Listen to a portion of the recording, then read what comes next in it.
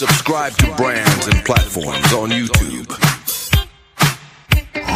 This is a We Love Radio exclusive.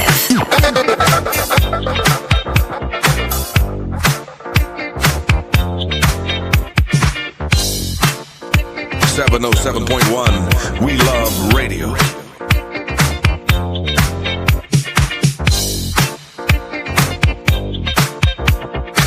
You are now in the mix with the MIDI Lab Show.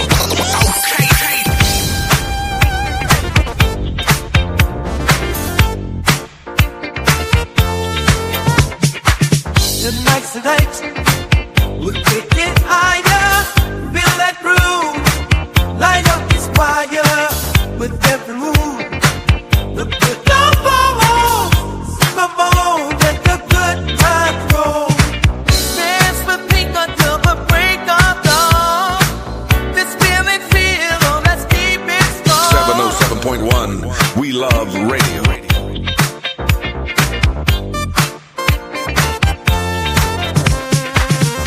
Turn it up now. The music's alive. Spin the records, let the vibes arrive. We'll never stop. We'll not stand the beat. Tonight's the night. We can't beat this freak. Go with me as we light the floor. This groove we found is called Kick It Ball. 707.1 We Love Radio.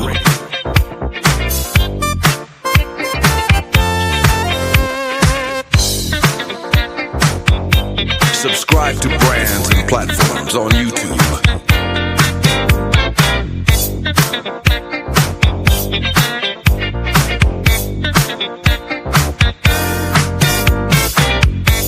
.1 We Love Radio.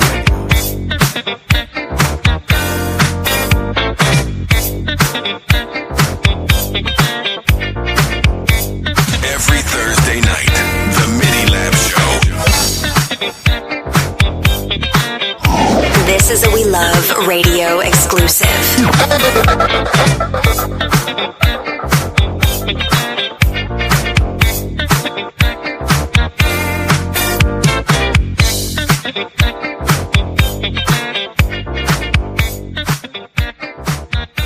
You're in the mix with We Love Radio 707.1.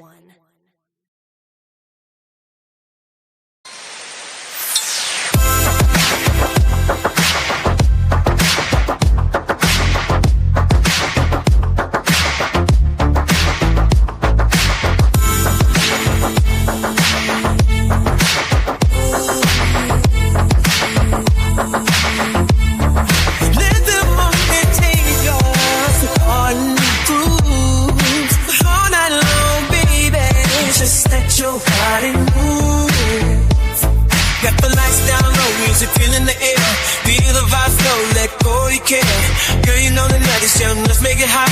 Show me how you whip it, baby. Give all you got. Just dance to the rhythm. Swing with the beat. Invite me in. Let your body keep it on my feet. Don't let me see the fire make me. Walk with me. Move on. We gotta own the night.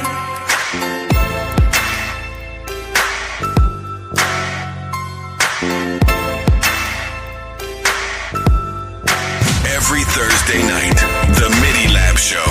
Under flashing lights, we're lost in the sound. Got the lights down low, music filling the air. Feel the vibe slow, let go you care. Girl, you know the night is young, let's make it hot. Show me how you work it with a good guy.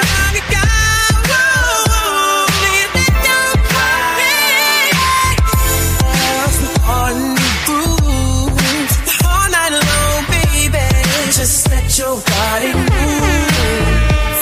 Get the lights down low, music feeling the air.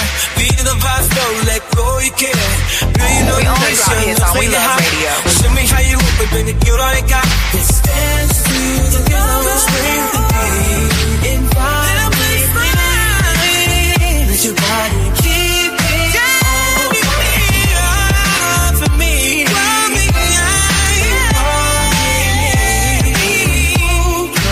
We gotta own the night.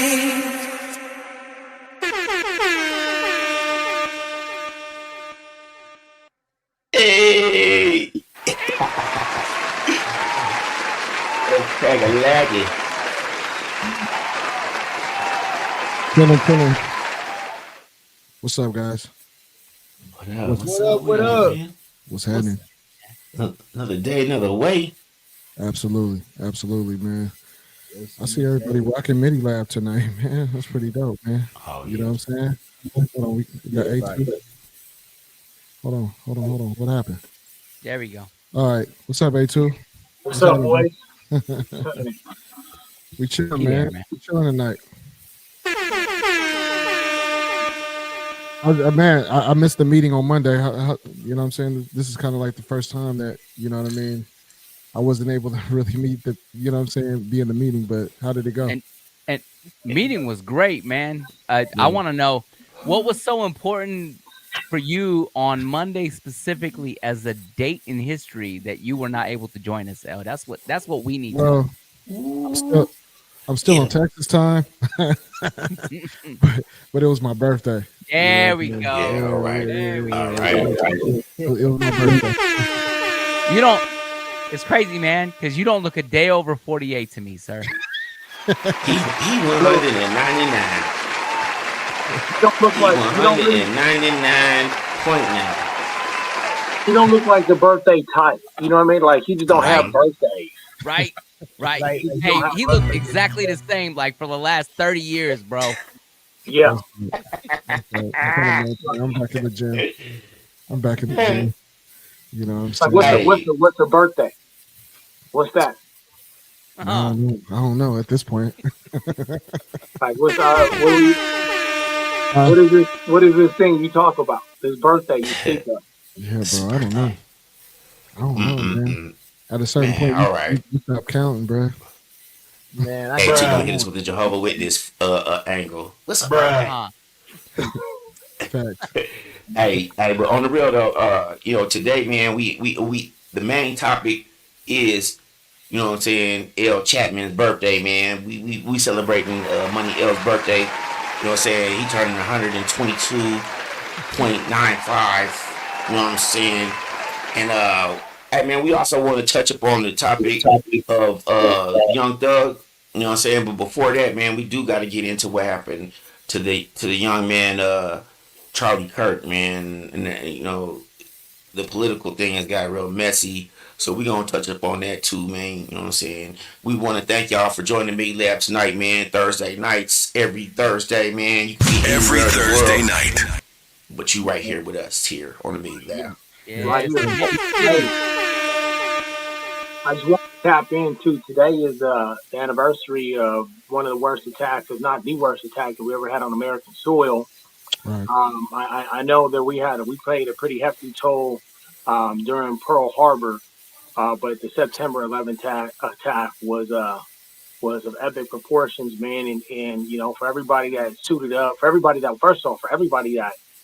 was lost, to the families of the survivors, and everybody that went through that experience at ground zero, man, we just want to take a moment and send our thoughts out to you, man, and open up our hearts, man, and even just say a word of prayer. And for the families of the individuals who did not make it, likewise, and a hat off to all those people who suited up in uniform, whether it was a paramedic, first responder, police officer, or military that went out there and contended with this thing, from September 11th all the way until now, fighting that good fight against terrorism, man. We just want to send one up for you all and give you guys our biggest respects and acknowledgments, man. Thank you, guys. Absolutely. Thank you for that, A2. Yeah. For sure.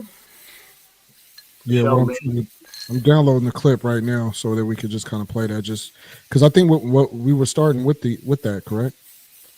9/11, right? So yeah, I'm still pulling up the clip. Go ahead, man. Yeah. No, I was gonna say, man, while we waiting for that, I want to get where some of y'all, where were you when you heard, like, what was going on for you the moment you found out? That's what I want to know. We'll start with LXL Reyes. Yeah, that's right. I was really somewhere good, man. When this happened, man, I remember like it was yesterday. I don't even know why I started speaking. I wasn't even born yet. I ain't even going. That's like a year ahead of my time, man. I wasn't even born yet. I ain't really experienced it. So I'll let y'all go ahead. I'll shut up.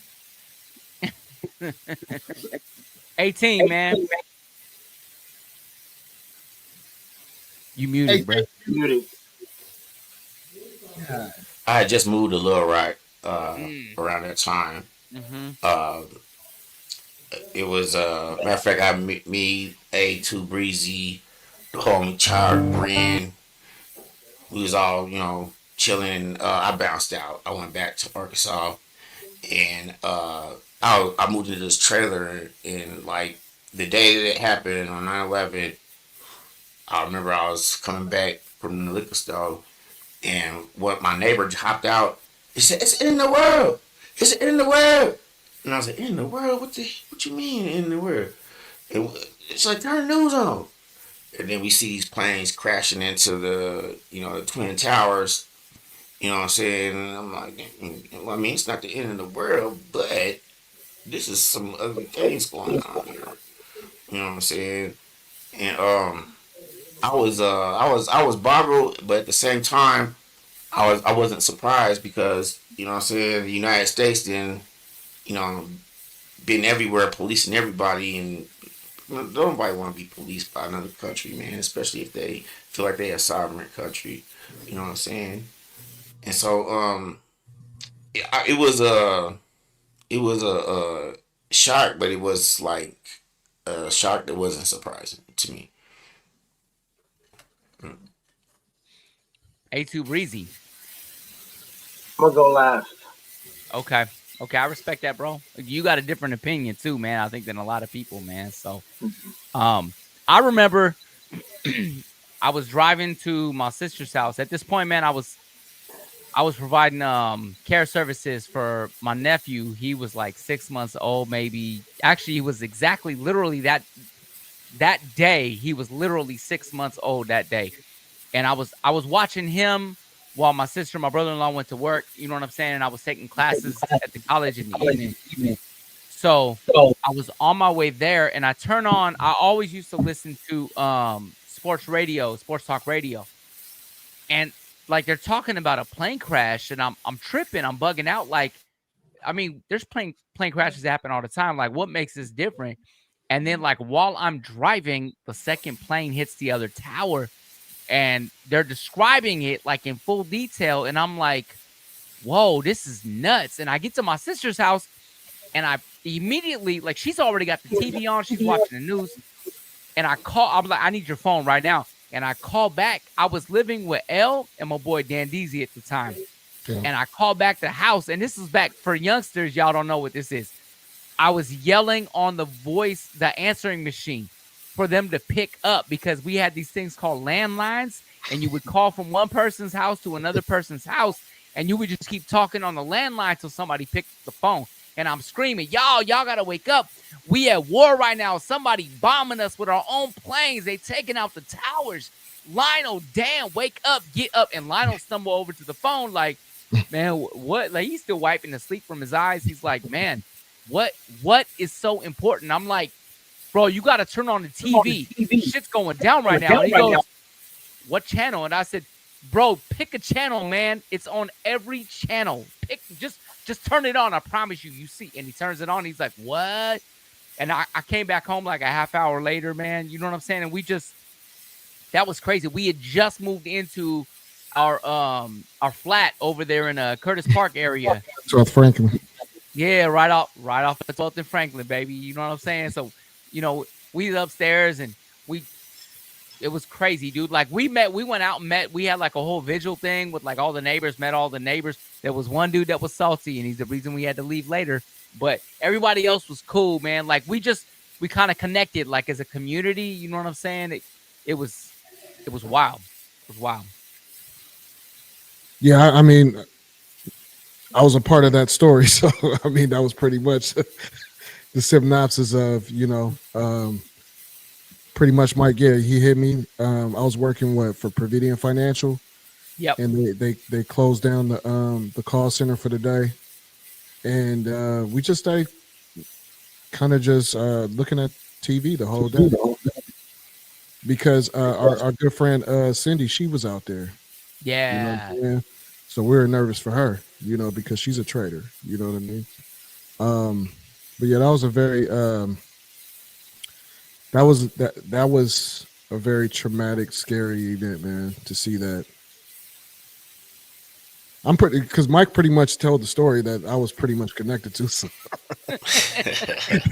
Word. what I'm saying? Hey, We weren't living together. He was my roommate, my brother. We had our studio and all that in the house and everything. So, Yep.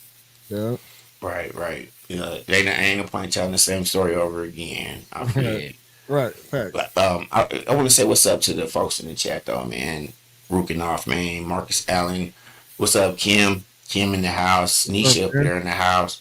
Malicious. What's up? Danny. What's going on, Danny? Danny boy, what's happening?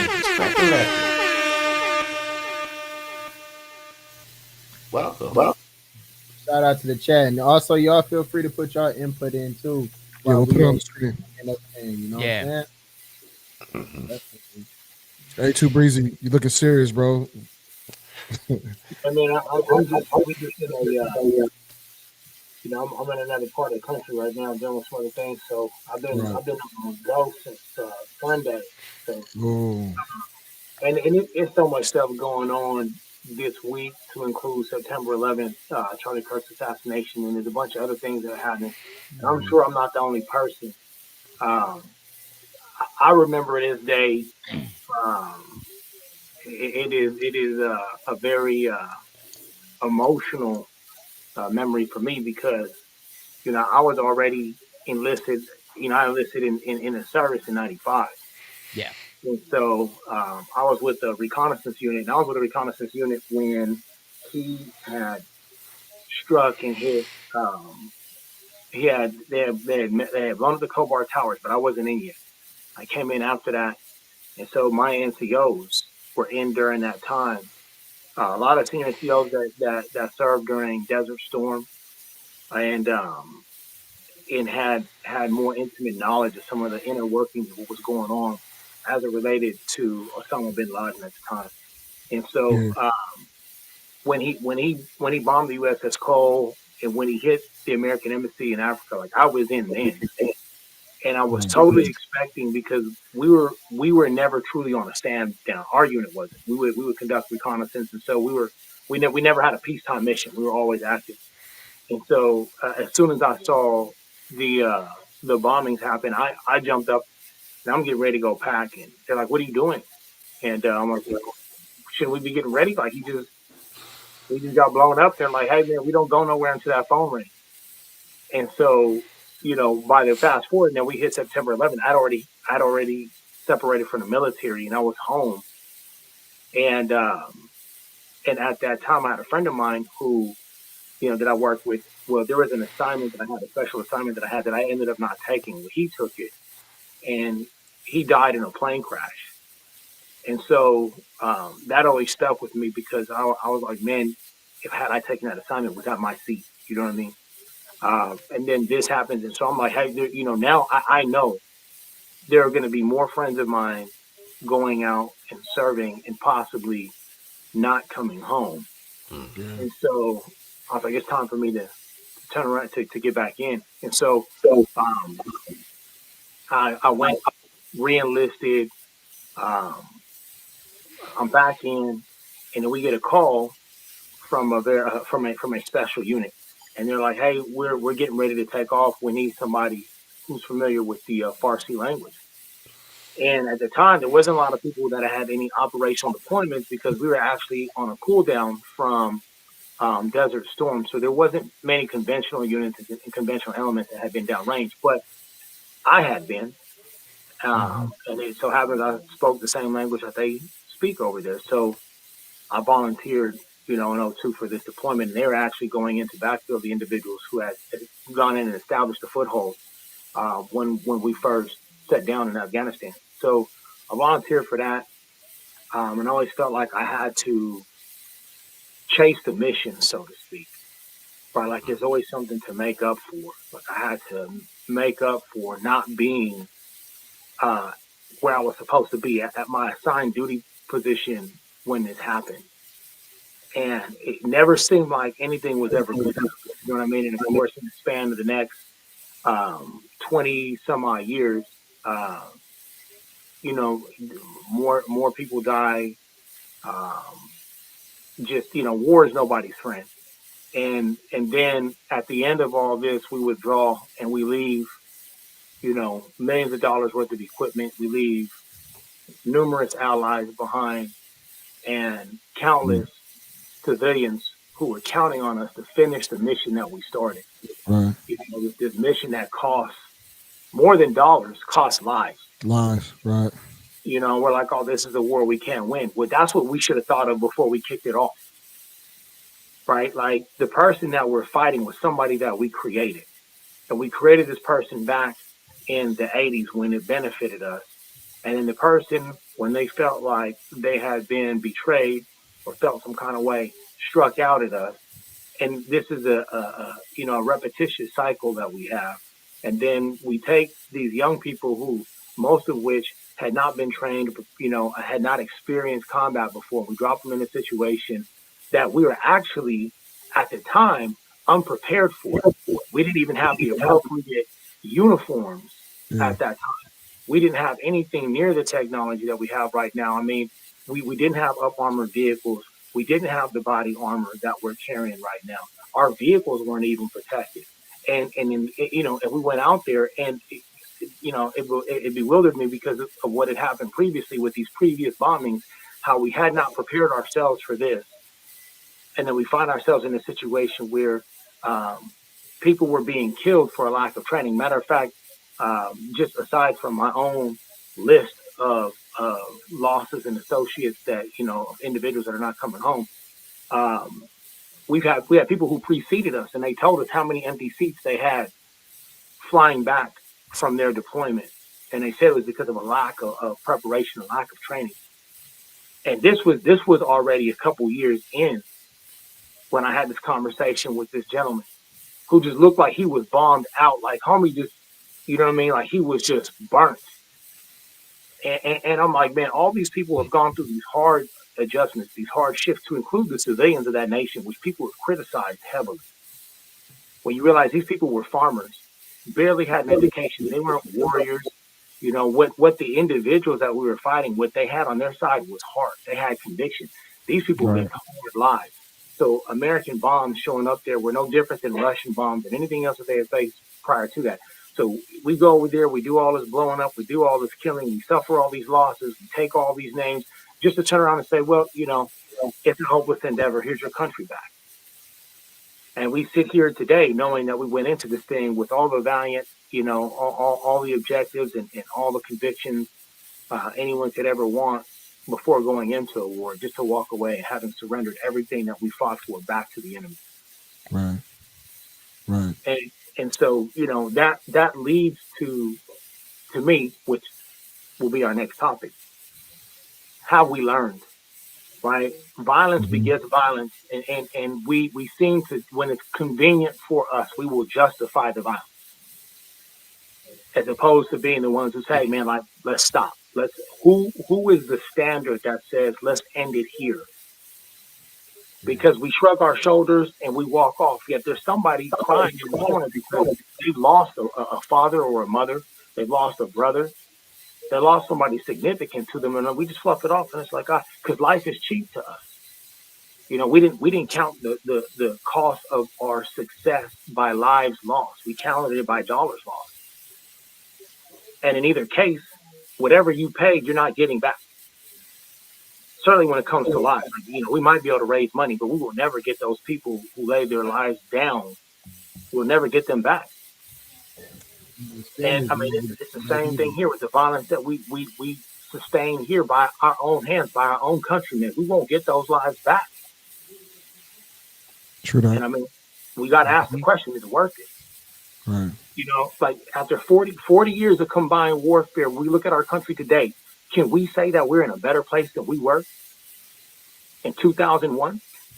No. Because 2 years later, we invaded Iraq. Right. And the same thing happened there. Things went so bad that they asked us to leave. And I was in that country, and they told us. I mean, I listened to a man who was on the ground during Desert Storm, born and raised in Iraq, and spoke English because he spent time in Chicago. And he told me what was happening. And I believed that man because he was being paid by the United States to do a job. And he did his job well, but he told me the truth. He was like, man, y'all fumbled the ball back in 91. And then you came back here. You had more issues to deal with. And then people were saying we expected because not because they just dreamt it up, but because we made promises to them. When a president whose name I won't mention said that we made no promises, that's a bold-faced lie. We promise people things every day. With the backing of the United States government, we made promises. And then we failed on those promises. And the proof is in the pudding when people say, well, look at your own country. How safe is it in the United States when people can't ride a train in peace, when you can't speak your own opinion in open forum in peace, whether people agree with you or not? And we got people every day being smoked for next to nothing. Right. But it's okay. We'll put it in our music. We'll put it in our movies, and we'll entertain. We will celebrate the violence because somebody somewhere is going to justify it and say, well, we're going to minimize it. We're going to totally forget that regardless of how you felt about that person, somebody loved them. They were somebody else's superhero. And now they're never coming home. Yeah. And again, I asked the question, how are we better for it? Celebrating anybody's death, how are we better for it? When violence begins violence, how are we better for it? Whatever excuse you want to use, how are we better for it? That's deep, bro. Yeah. We're not better for it. To answer your question, we're not any better. Have we learned? No, we haven't learned shit. We have not, bro. In my opinion, we haven't learned shit. You know what I'm saying? I've been watching this. I've been paying attention to politics for about 40 years now. You know what I'm saying? I was in my first decade of life, might have been like 7, 8. You know what I'm saying? When I started really paying attention to politics and Reagan versus Walter Mondale, you know what I'm saying, the election in the mid 80s, man. And I haven't seen anything that tells me that we're better off now than we were then. I feel like we've been in the same place. We just mask it, with all this other cool shit that happens, and 9/11, we're here 24 years later. And 9/11 to me was a unifying moment. And I really thought at the time, I'm like, it's terrible what happened. But I really thought at the time, maybe this is what we need to get our shit together, as a nation, and start realizing that it's not about you and me and our differences. It's about we as people. And it worked for a little bit. And then everybody went back to their own, regular daily lives. And all this shit we right back where we were, bro. Like, we right the fuck back where we were. And it's disappointing, And I'm going to hold off my temperament a little bit until we get to the next topic, man. Because I'm pissed. And I'm ready to let motherfuckers have it, so. Yeah. I think, were you about to say something else? Oh, no. No. Okay. Nope. Oh, okay. I thought somebody else. I was going to say. I think there's a delay on my end. I feel like I think I understand where you're going, and I'm going in that same direction. That's kind of where I'm at. Like, we just had, a public assassination of somebody that, Charlie Kirk, you know what I'm saying? Young man, 31 years old, was out in the public eye, and he was swaying people. And there's the debate, between different perspectives, that some people say, hey, he was a devout Christian because he did speak on the gospel a lot. And then some people say, well, he was a racist because he had made some very questionable statements. Now, I see, in my opinion, I've seen some of his statements taken way out of context. And then there are some statements that I'm a devout Christian, and I've heard some of his talks, and I agree with a lot of what he said. right? Like when I saw that video of what happened to him, that hurt my heart. And then I've heard statements that he said that I would agree to, or that I would say don't reflect that of a true Christian because of, the film clip that I saw. But at the same time, I would argue when people are celebrating this man's assassination and they make up excuses or they're indifferent to it. I'm like, I feel you people, whoever you are ignorant. You're ignorant of the fact that violence can turn against you. You're ignorant of the fact that there is no boundary that violence will not cross. So any man sitting in public forum can take a bullet because somebody else simply doesn't agree with what he's saying. And we have a history of that. And now all of a sudden, because a person doing it is of a different hue or a different pigment, we find it to be acceptable, and that is disgusting. Amen. It makes a certain group of people hypocritical.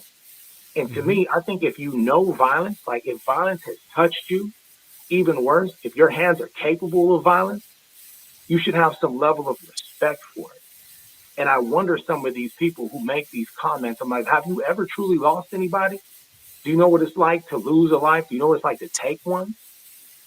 Like that your anger can have so much dominance over you that you would say something that's reckless, but you would celebrate that or be so indifferent to it and not care until it reaches out and snatches the life out of somebody you do care about.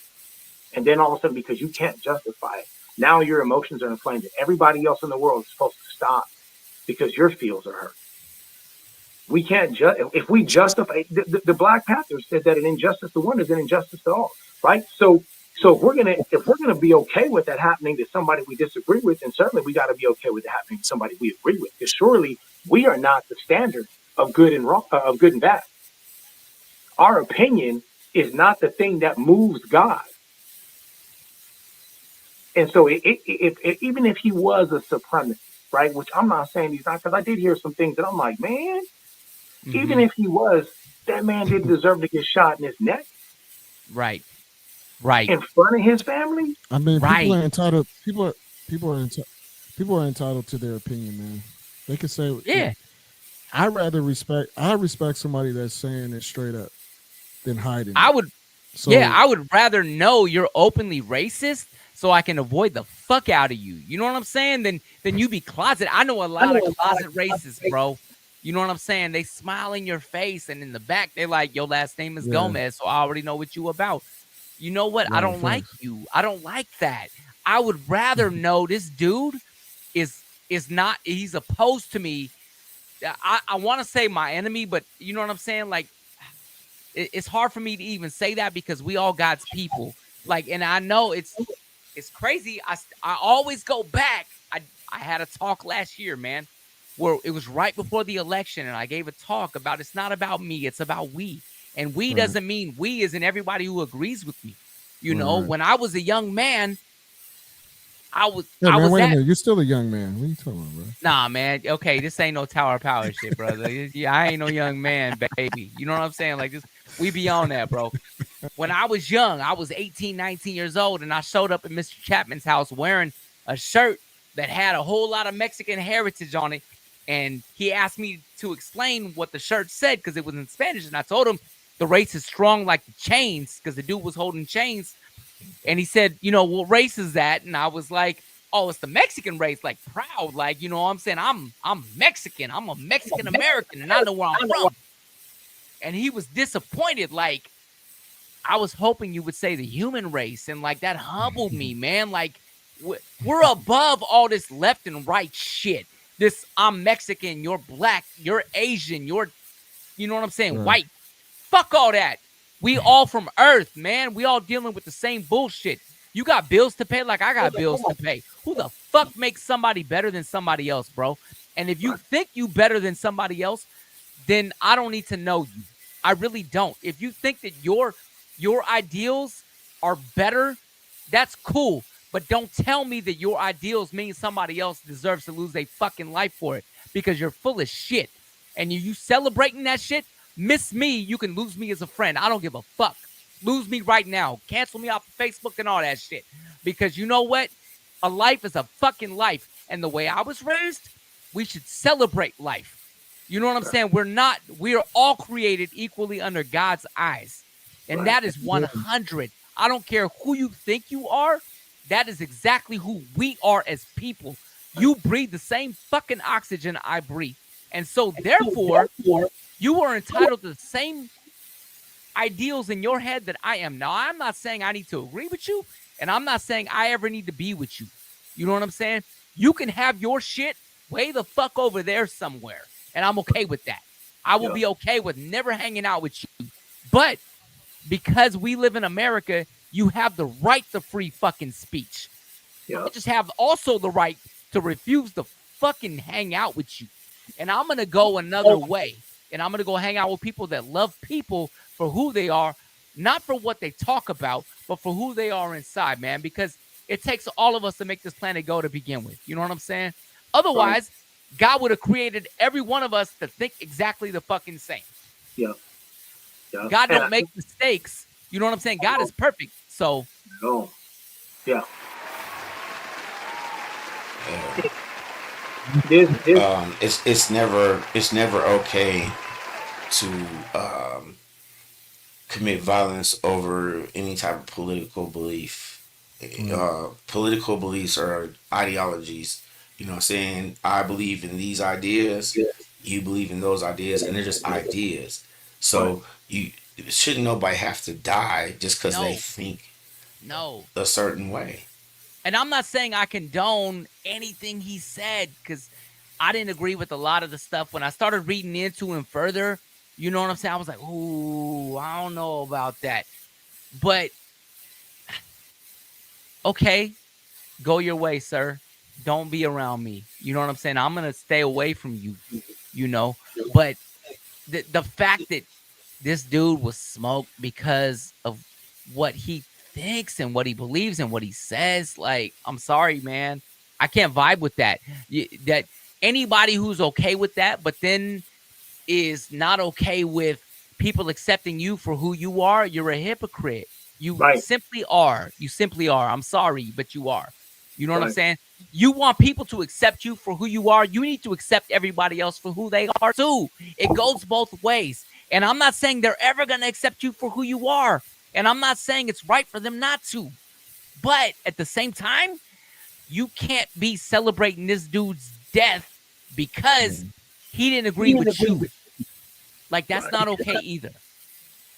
Right. Well, and this reminds me of a story, right? And I think if anybody has read about Paul is one of the biggest contributors in the New Testament. And if you know Paul's story, Paul used to convict Christians. And by convict, I mean Stephen was a Christian who was called to serve the widows and the fatherless. And he did. Like, he was there to support these young kids that had no dad. He was there to make sure they had what they needed to set an example.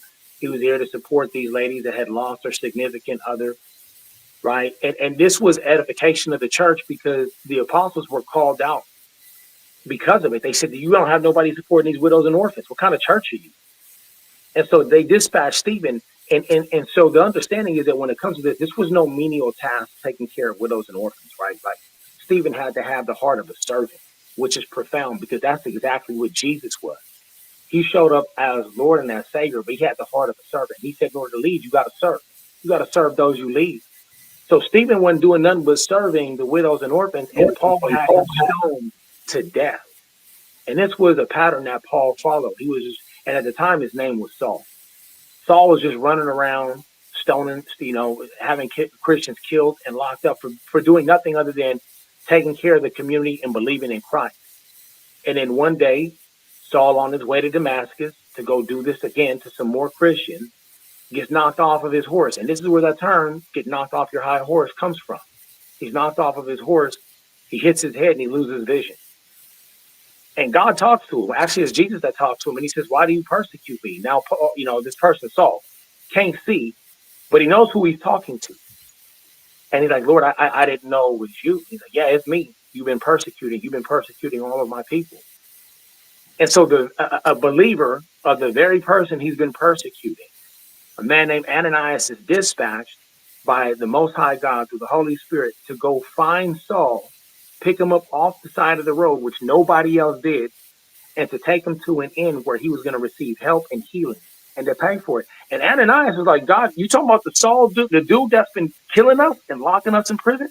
And God is like, yes. Ananias, obedient to the Most High, goes and finds Saul bleeding on the side of the road and blind and picks him up and brings him to the inn and pays the innkeeper and says, take care of him until I come back. And when I come back, if I owe you anything, I'll settle my debt. And Saul is healed and becomes the man that we know named Paul. And then Paul goes to Arabia and he spends about 3 years just learning the gospel, learning the ways of Christ. And then we see him skipping around from country to country, from city to city, raising up churches. That's where we get the book of, Thessalonians, Galatians, Corinthians, the book of Romans, where he's writing these letters to these churches and he's writing letters to these individuals and he's preaching the gospel. He's preaching the same gospel that he was killing people for. Now, the thing that converted Paul was love and obedience. It wasn't a bullet to the neck. And for these people who claim to live in one nation under God, what God do you serve when you justify violence that we don't see changing or converting anybody? When it's love is the greatest tool we have. But because it suits you, because he said something that hurts your feelings, you want to hee and ha ha ha. Preach. Everybody needs to take a care of themselves, and you need to check what it is you claim to follow. Because if you say you are a Christian, you're a liar. You're a liar. Because Christ wouldn't be sitting over here sending these rude messages. He had one commandment. He had one commandment, bro. The commandment was love. You know what I'm saying? Like that's it's disgusting. He did, right? He and with that, he also educated when I said, well, what's the most important commandment out of the 10? He said, the most important? There's 2. He said, love God. Love God with all your heart, all your strength, and all your mind. Love your neighbor as yourself. And then, like you said, before he left, he says, I leave with you a new commandment, that you love each other the way I have loved you, for by this the world will know that you are mine. So when you fail to love somebody because it doesn't suit your feelings, you fail Christ. And you can give all the excuses you want to. Well, he said, blah, blah, blah. Christ didn't say, well, if they say the thing you like, if they speak in a manner you find agreeable, he didn't give no conditions. He said, love each other the way I loved you. He loved us with a sacrificing love. The dude, my man, let himself be spat upon. He allowed weak sinners to rip the hair out of his face. He allowed himself to be beaten and tortured, to have the skin ripped off his back, both front and back, his private parts included. He allowed himself to be paraded through the streets, butt naked and bleeding, carrying 165 pounds of rugged wood on his back while he had a crown of thorns thrust into his head, bleeding. When he said, all I have to do is call down 12 legions of angels and they will take me off this cross. Do you know what 12 legions would do to this world? When 2 legions destroyed a city so bad to this day it cannot be built on? You're going to tell me how your feelings got hurt, and that's more important to you as a Christian than obeying God's law after the sacrifice he made for you? That you can't even mirror that kind of love? The man who allowed himself to be spat upon and hit with rotten vegetables, who hung by his own flesh while people booed him and mocked him, after he resurrected the dead, after he healed the sick, and did nothing but good in this world? You don't know nothing about love. You guys are a cheap, phony, fake of Christianity. And you guys are going to reap these fruits, justifying that type of violence to anybody. We complain when it happens to us, rightfully so. We complain when it happens to somebody we think it's not justified to, rightfully so. But you know what? The measure of your Christian faith is when it happens to somebody who in your flesh you think deserves it. Yeah. Where are you at then? Right. Where's that Christianity? Where's that self-sacrifice? Where's that? Oh, wait, Jesus said something about let any man who thinks himself worthy of me deny himself daily, take up his cross and follow me. Where's that cross at? Not the one hanging around your neck, the one that's supposed to be on your back, where you deny self. I'm disgusted in this country. And that's on both sides of the fence. I'm so tired of people talking about this is a Christian nation. No, it's not. You guys are lying to yourselves. But also, I've seen a lot of stuff. I didn't even go on social media yesterday, and it kind of feeds back what Teresa just said, and right here, it was disgusting to see. I had to log off. I didn't even want to look at it. People were actually applauding this situation. and I feel that was very disgusting, and especially, we're middle-aged individuals, we're middle-aged Americans outside of LXL, you know what I'm saying? But we're middle-aged, He's an old and soul though, bro. He's an right. old soul, man. But still, like we it was embarrassing to see, and I had to log off of it. Yeah. Just because you don't agree with somebody, or their politics or whatever, you don't wish death, or you don't celebrate somebody getting popped like that. That was horrible, man, right in front of his family. That ain't cool. Yeah, you like his kids, bro. You know what I'm saying? I think about, I say, I fly off the handle sometimes, man, and I might say some shit that piss people off, bro. And I know when I was younger, bro, I had a mouth on me. I got into a lot. I had a lot of trouble come my way because I couldn't keep my mouth shut sometimes when I was young, bro. You know what I'm saying? Because I was a hothead. I was stupid. You know what I'm saying? I said stupid shit and got myself into stupid trouble because I said stupid shit, bro. And I had me and sometimes Money yell, you know what I'm saying? My brother Danny who's back here behind me, you know what I'm saying? Hand waving in the background and shit. You know what I'm saying? My brother Steve, you know what I'm saying? Like Rob Lucci, we got into some shit, bro. Like, because somebody in this group, this motherfucker right here, couldn't keep his mouth shut sometimes, man. And I know when people are young, a lot of them feel like they can express themselves, and as we get older, sometimes we curtail some of that shit because we're like, I don't want to make waves. You know what I'm saying? I don't want to stir the pot. But I'm gonna tell y'all, fuck that. I stir the fucking pot still to this day, bro. And I feel for this man because like he's got 2 kids, man. And I just think about where I would be if I couldn't speak my mind on a platform without worrying about whether or not I'm going to walk out and get shot in the neck or the head or wherever, you know what I'm saying? Just because I had an opinion on some shit, we're not up here talking about some shit like, dropping names of cats on the cartel, allegedly, you know what I'm saying? Like, we're not doing things that really should ever put us in harm's way. We're out here speaking our minds about what we feel and what we believe, and we don't agree with each other even, but ain't none of us coming at each other. You know what I'm saying? Like this, I don't understand it, bro. I don't fucking get it. I really can't understand it. I can't understand the logic of somebody celebrating somebody dying. To me, that's just, you don't have to like the dude, but I don't care. I don't want nobody to die. You know what I'm saying? I want to see you live and suffer, reap, you know what I'm saying, what you sowed. I want to see people not dead, but living through all the bullshit they said and having to come to terms with the stupid shit that they had to deal with because of what they said. I also believe that, that some of the things that those influencers say, they don't believe themselves. They're just saying stuff just to get hits and views and marks. True that. Yes. So like y'all, the dude that shot him in the neck, he might have shot him over something he said that dude don't even believe in. Yeah. I wanted to hear the dude finish the debate. Like when I started going back and listening to the question, they was on question like 2 or 3, bro. And I'm like, I really want to see where dude goes with this. I didn't really know much about him. I'm gonna be honest. I didn't know. And I thought like that was the thing. I thought I was pretty much in the space of knowing, just doing this every week and stuff. I always, I look at other folks' podcasts and shows and things like that, and I never heard of him until yesterday. I had heard of him and I had seen some of his stuff, and again, he's not for me. You know what I'm saying? But there's a lot of people that's not for me. But okay, I keep it moving. You know what I'm saying? Like he's not for me. There's people he's for because he's got a following, or he had a following. Otherwise, he wouldn't have been as popular as he was, bro. He wouldn't have been taking an America's tour. You know what I'm saying? Around all these little college campuses and shit. If he didn't have a following, if there weren't people who believed in what he was saying, and he had a big crowd in that environment in Utah. Yeah, well, and about half of them probably was They didn't not want him into there. what he. Yeah, like Yeah. they was not into what he was, but they were there because they're like, I want to see what dude's. You want to next. debate? I want to see what stupid shit that he has to say next, so I could challenge him on that. And but that's cool.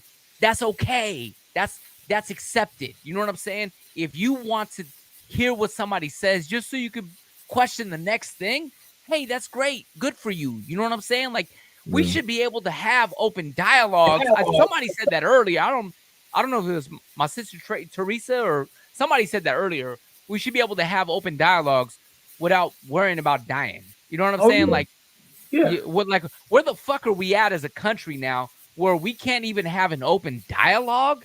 You know what I'm saying? And not agree on some shit and then worry about getting smoked because of it. That's stupid to me. That's dumb as But fuck. it's you know, our nation has had a history of that. You know what I mean? It's Yes. been like that. Yeah. And Hey, bro. I feel like it's for those of us that have come from the inner city background, that have been raised with the likes of Malcolm X and Dr. King and many other people, you know what I'm saying, that have followed in these footsteps, Medgar Evers. I mean, we were to go down the list of Fred Hamptons, Huey Newtons. I mean, we have individuals that were, you know, that were taken off the block because somebody didn't like what they were saying. Yeah. And it's crazy to me to have that history and to have people who follow in that lineage be okay with this because you didn't agree with it. Yes. And I'm like, it's the speak. Now, I heard a comment that he made during the interview. I had to listen to the full interview, but he said something about the replacement of the white race. Now, that is a white supremacist statement. That this idea that white people are going to be replaced in the United States. That is not a Christian sentiment because we understand that if we walk in Christ's faith, that first off, we're all made in the image of God, right? Mm-hmm. As you already implied, we are all made in the image of God. Amen. There is no replacement. Mm-hmm. And if you believe in the Most High, you don't believe in the Most High because of your ethnicity, which, you know, we're not talking about a race, but we're talking about ethnicity because God created the ethnicities and they're going to go whatever direction He wants them to. Mm-hmm. But, you know, if in fact the statement was leaning towards that white supremacist viewpoint, then my perspective is at some point, if this dude truly followed Christ the way he said he did, he was going to be like Saul, knocked off of his high horse. Mm-hmm. And God would have dispatched one of his true followers and he would have found out. And I mean, I look at some of these challenges, I'm like, every one of these is an opportunity for God to do what God does. And if you believe in God, you know your answer is not sending rounds, it's sending love, it's sending prayers. Amen. And we come back to this. And when does somebody say, hey, man, enough is enough? Like, I am tired of the violence. I'm tired of it happening to our kids in the street. I don't want it to happen to our leadership. I would like to see us dispel the need for violence altogether, but it doesn't happen if we continue to justify the violence. Amen. Right. Yeah. Thanks. Yeah, I saw people talking about. I'm sorry, LXL. Go ahead. No, I was gonna say it really makes me think though, like how much of this is really deep rooted in our country, because you see something like this, and I'm pretty sure we can all come to the consensus like this is so wrong, but then our Christian country will justify things like the death penalty, which just kind of feels like what I'm saying, like now looking at the full situation, what I'm saying, like the death penalty and like war and all of this stuff. So it's like, in a sense, how much of this is like rooted in the American culture, what I'm saying? How much of this is rooted in like the American mindset now? Like, I look at this and I really do like think like, is this us? Like a lot of people, the whole country's heart was pretty much tested based off of like their reaction. You know what I'm saying? Like, I felt like it was one big test, and like Teresa was right. It showed like a lot of people's true colors. It showed like, really, are you in your word? Because anybody who's really I guess like following the Bible, if you really read the Bible, if you really know what God wants, he wants us to like love each other.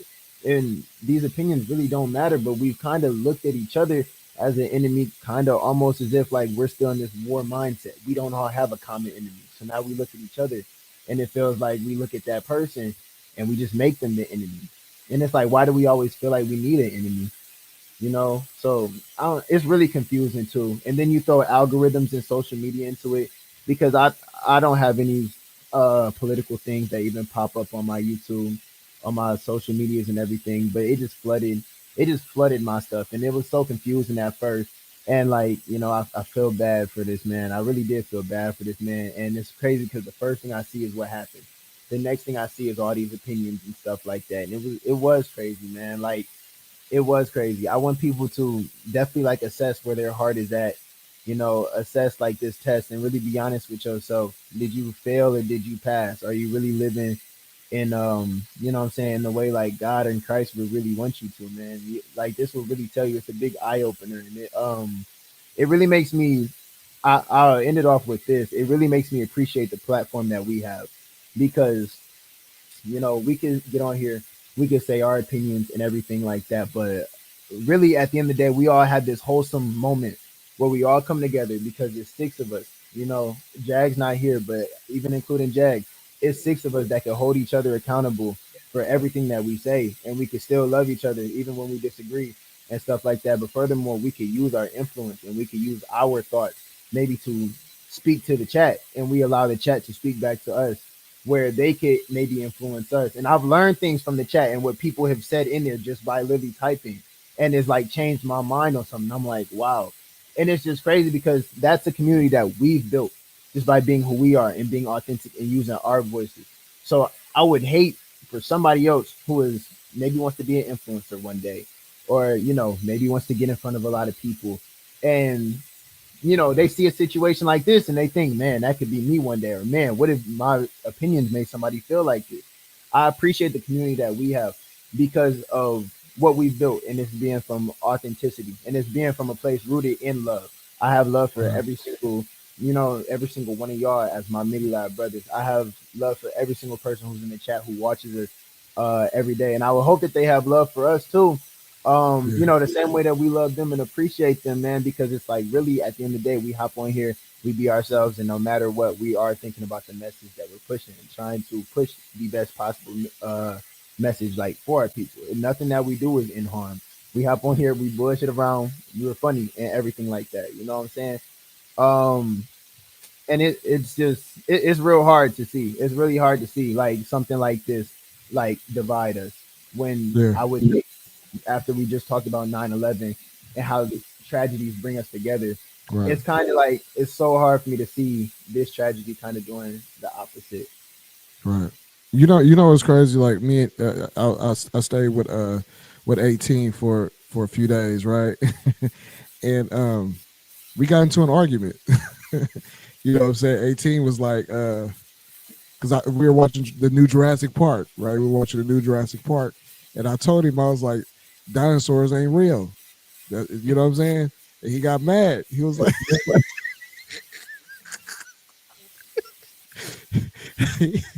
he was like, bro, he was cussing at me and everything. And I was like, they're not real. And bro insisted that they were real.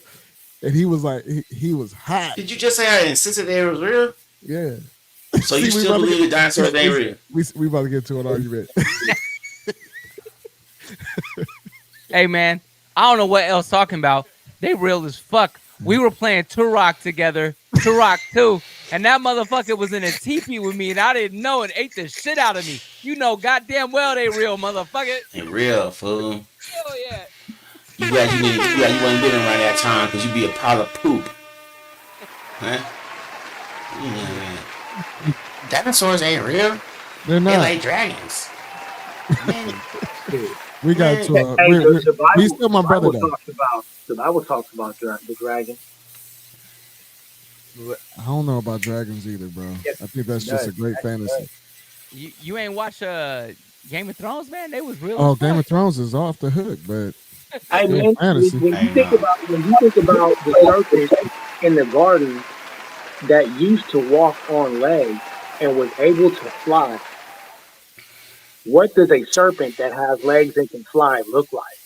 And if you're telling me that the serpent, the winged serpent that had legs, is imaginary, then you're saying that the Bible is imaginary. Hold on. Also, fossil bones of animals who lived in the past are also imaginary. I'm taking it. He ain't never been to a museum of art. Nah, man, we gotta play some music or something. I play some music because you know what? Because you finna lose this argument. You brought it up. Flat Earth self. Flat Earth. Flat Earth. I didn't say nothing about flat Earth. Now play some. Yeah, you did when you said there were no dinosaurs. Wait a minute. Play some what? Yeah, play some. Yes, sir. You already know what you gotta play. Play some looking ass niggas. Like a nigga won't get them. Say Fail what? safe. Come on. There's some looking at Hold on. Hey, real quick. Yeah. Come on. Before you cue that up, man. Trace said something, and I think what she said holds value. She says that they're always trying to create division amongst us. Amen. And somebody else had put that out there. They said, "Hey, what if he was hit by somebody on his own team to create that division?" Hey, wow, I was thinking the same thing. That's the first thing I think. I was thinking the same thing, bro.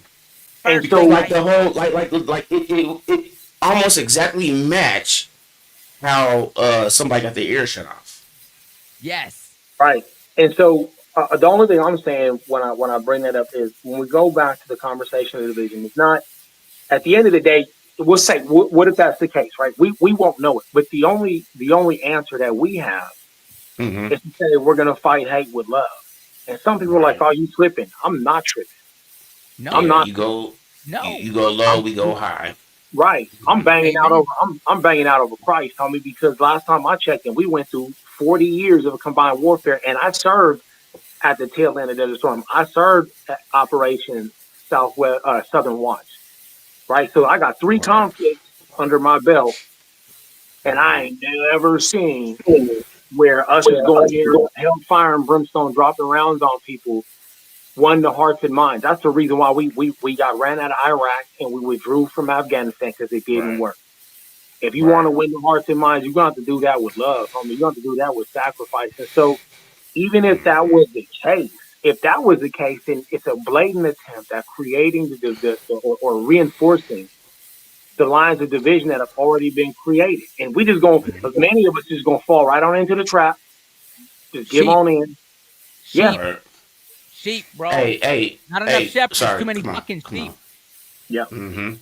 Yeah. Too many chiefs, not enough engines. Yes, sir. Hey, look, I also want to say this though, man. On September 8th, 1977, long time ago. Hey, ain't wasn't that long ago, bro. It was long ago. It was almost 50 years ago. It was almost 50 years ago. It was almost 50 years ago. Shut your mouth. It was almost 50 years. Shut your mouth. A young man named L. Chatman was born. Happy birthday, L. Chatman. Here you go. Happy birthday. Hey, can we get one more? One more, man. Hey. MIDI LAB drinks up.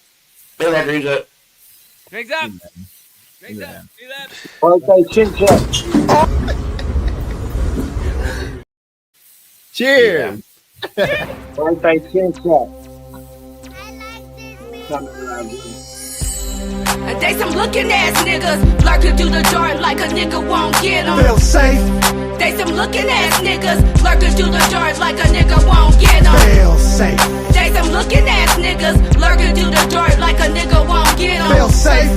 They some looking ass niggas lurking through the doors like a nigga won't get them. Feel safe. Feel safe. If you hearing this, it's a bit too late. This is for my shotters. Hold up, block, hot stock with the fully on toppers. And ain't nobody can stop us. Put respect on my name, boy, give me my propers. My kids these niggas spend some pasta and lobster. I'm on go, my life's more like a movie or mobster. I'm a monster, I'm a motherfucking monster. Up, down, down, BABA, select, start like it's Contra. 99 lives, nigga, 99 problems. I'm cocky, keep them dark and socked in the heart, nigga. They some looking ass niggas lurking through the door like a nigga won't get them. Feel safe. They some looking ass niggas lurking through the doors like a nigga won't get them. Feel safe. They some looking ass niggas lurking through the doors like a nigga won't get them. Feel safe. They some looking ass niggas lurking through the doors like a nigga won't get them. Feel safe. Feel safe. If you hearing this, it's a bit too late. This is for my shotters. Hold up, block, hot stock with the fully on toppers. Ass niggas, some male seven squares. Got no equation, no answer, they just there sucking up there. Swear they don't care, but all said and done, they shouldn't be here. He kept us quiet,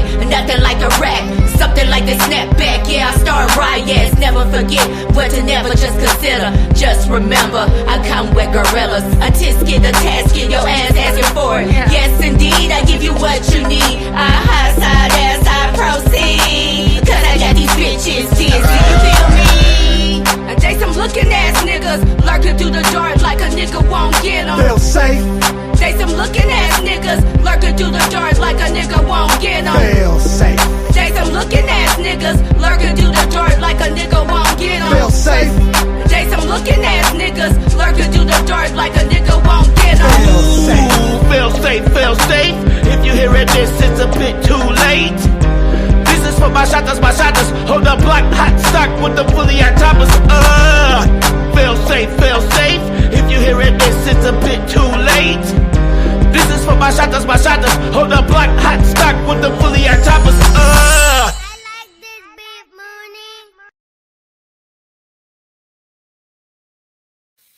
I had to Back get to that the feel building. safe out of my system. I appreciate that.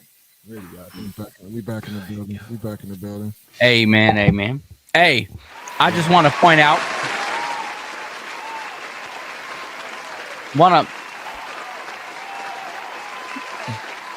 What's up?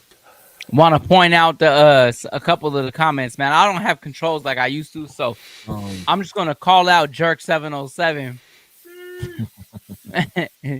Can somebody go right below the comment that was already highlighted from Teresa Gibson? It's Jerk 707. You still don't believe in dinosaurs? That's the one. And then, hey, but then the one after that though.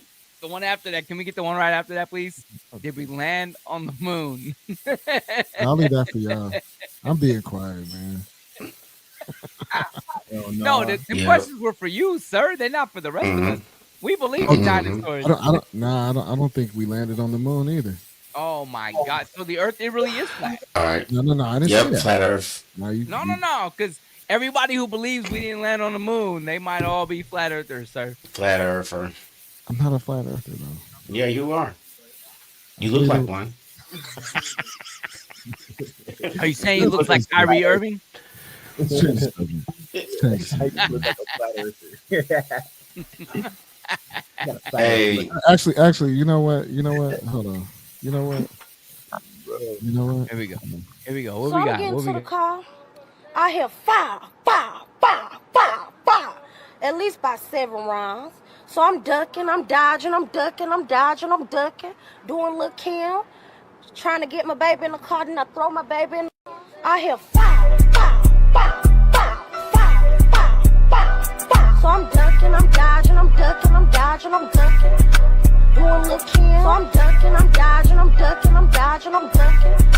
Doing little Kim. Fire, fire, fire, fire, fire, fire, fire, fire. So I'm ducking, I'm dodging, I'm ducking, I'm dodging, I'm ducking. Doing little Kim. The MIDI Lab Show.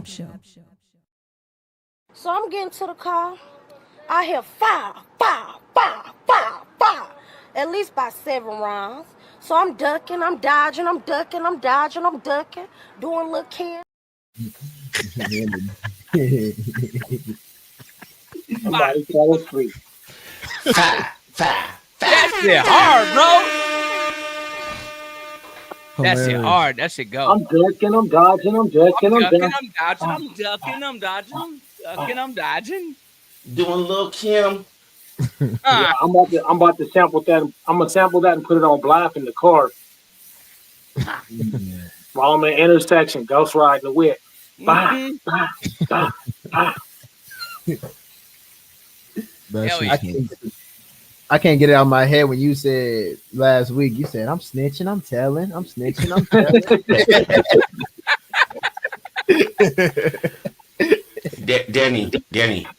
Danny, Yeah. stop smoking that. Stop smoking that stuff, Danny. Stop smoking that The stuff. earth Danny is boy. round, Danny. Hey, he's Danny, following the on earth is YouTube. round. He following on YouTube. He's about 20 seconds behind us, man. So The earth is round, Danny. the earth is It's round, round. Danny. It's He knows round, the bro. earth is round, apparently. But we don't believe him when he says that because he's like, L, you know what?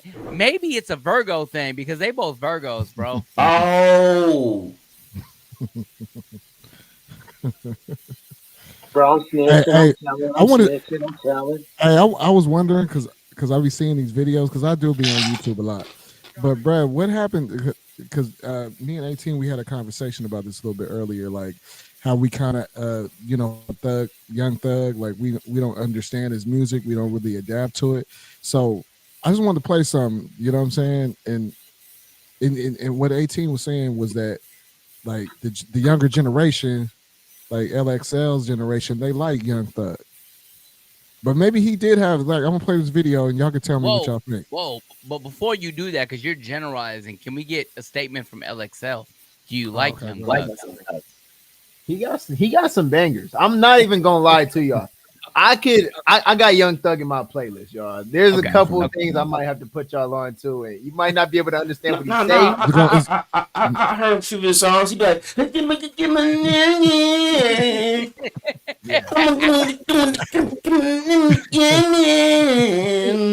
so J. Cole said something that's gonna make a lot of sense. You can find something to appreciate about literally anything if you look hard enough. All right, so I'm gonna play this. That's facts though. That's facts. I'm gonna play this real quick. Play this video. Oh damn, hold on. I'm ducking, I'm dodging, I'm snitching, I'm telling. Hold on. Hold on, man. I messed up. I loaded it on the wrong. You loaded it for tomorrow night. I made a mistake. 18, you good over there? I know, like, bro, you okay? Hey, man, I'm just doing. I'm ducking, I'm dodging, I'm ducking, I'm dodging. Hey, I ain't gonna lie though. That song go. That which one? Them when lifestyle. Oh, lifestyle. I ain't gonna lie.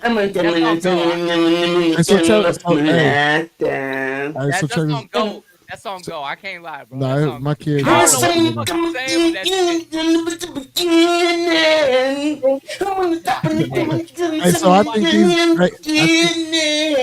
think this guy is influenced by MIDI LAB Show. He over there dropping it like it's hot. Oh, bruh. I remember that song. That song. That don't sound nothing like Young Thug, bro. Like nah, they you was saw what he singing did. this song. You saw what he did, bro. Did you see? He started twerking. He started twerking. What's up with your boy though? Like he was dropping it like it was hot. Hey, look. You shouldn't have cut the clip because he probably started clapping after that. Hey, wait a minute. He started popping. Wait a minute. Here go another one. Oh my god. Gang. Bitch, I'm leukemia. I got shot when I was 16. I had to spin a niggas. The MIDI LAB Show. Hey, he was shaking them titties. He was shaking them titties. What he was? My question is why did he have his lips poked out while he was doing it? Like he had the duck lips while he was doing it. Yeah, I mean, I know. That was wild. I actually know the answer to this. There was a female who was supposed to do all that shit, and he couldn't book her. He could not secure the talent. And so he had to do it all himself. The director was like, well, now you got to do it. And so he had to do it himself. That's somebody got to twerk.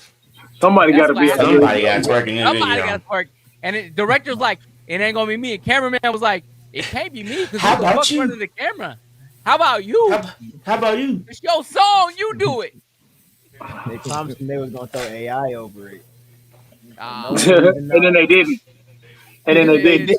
They left him out there like that. They was like, nah, never mind. Young Thug was like, they didn't. Don't worry, Thug. We're going to clean that up for you. Don't even worry about it. You just go home. You rest.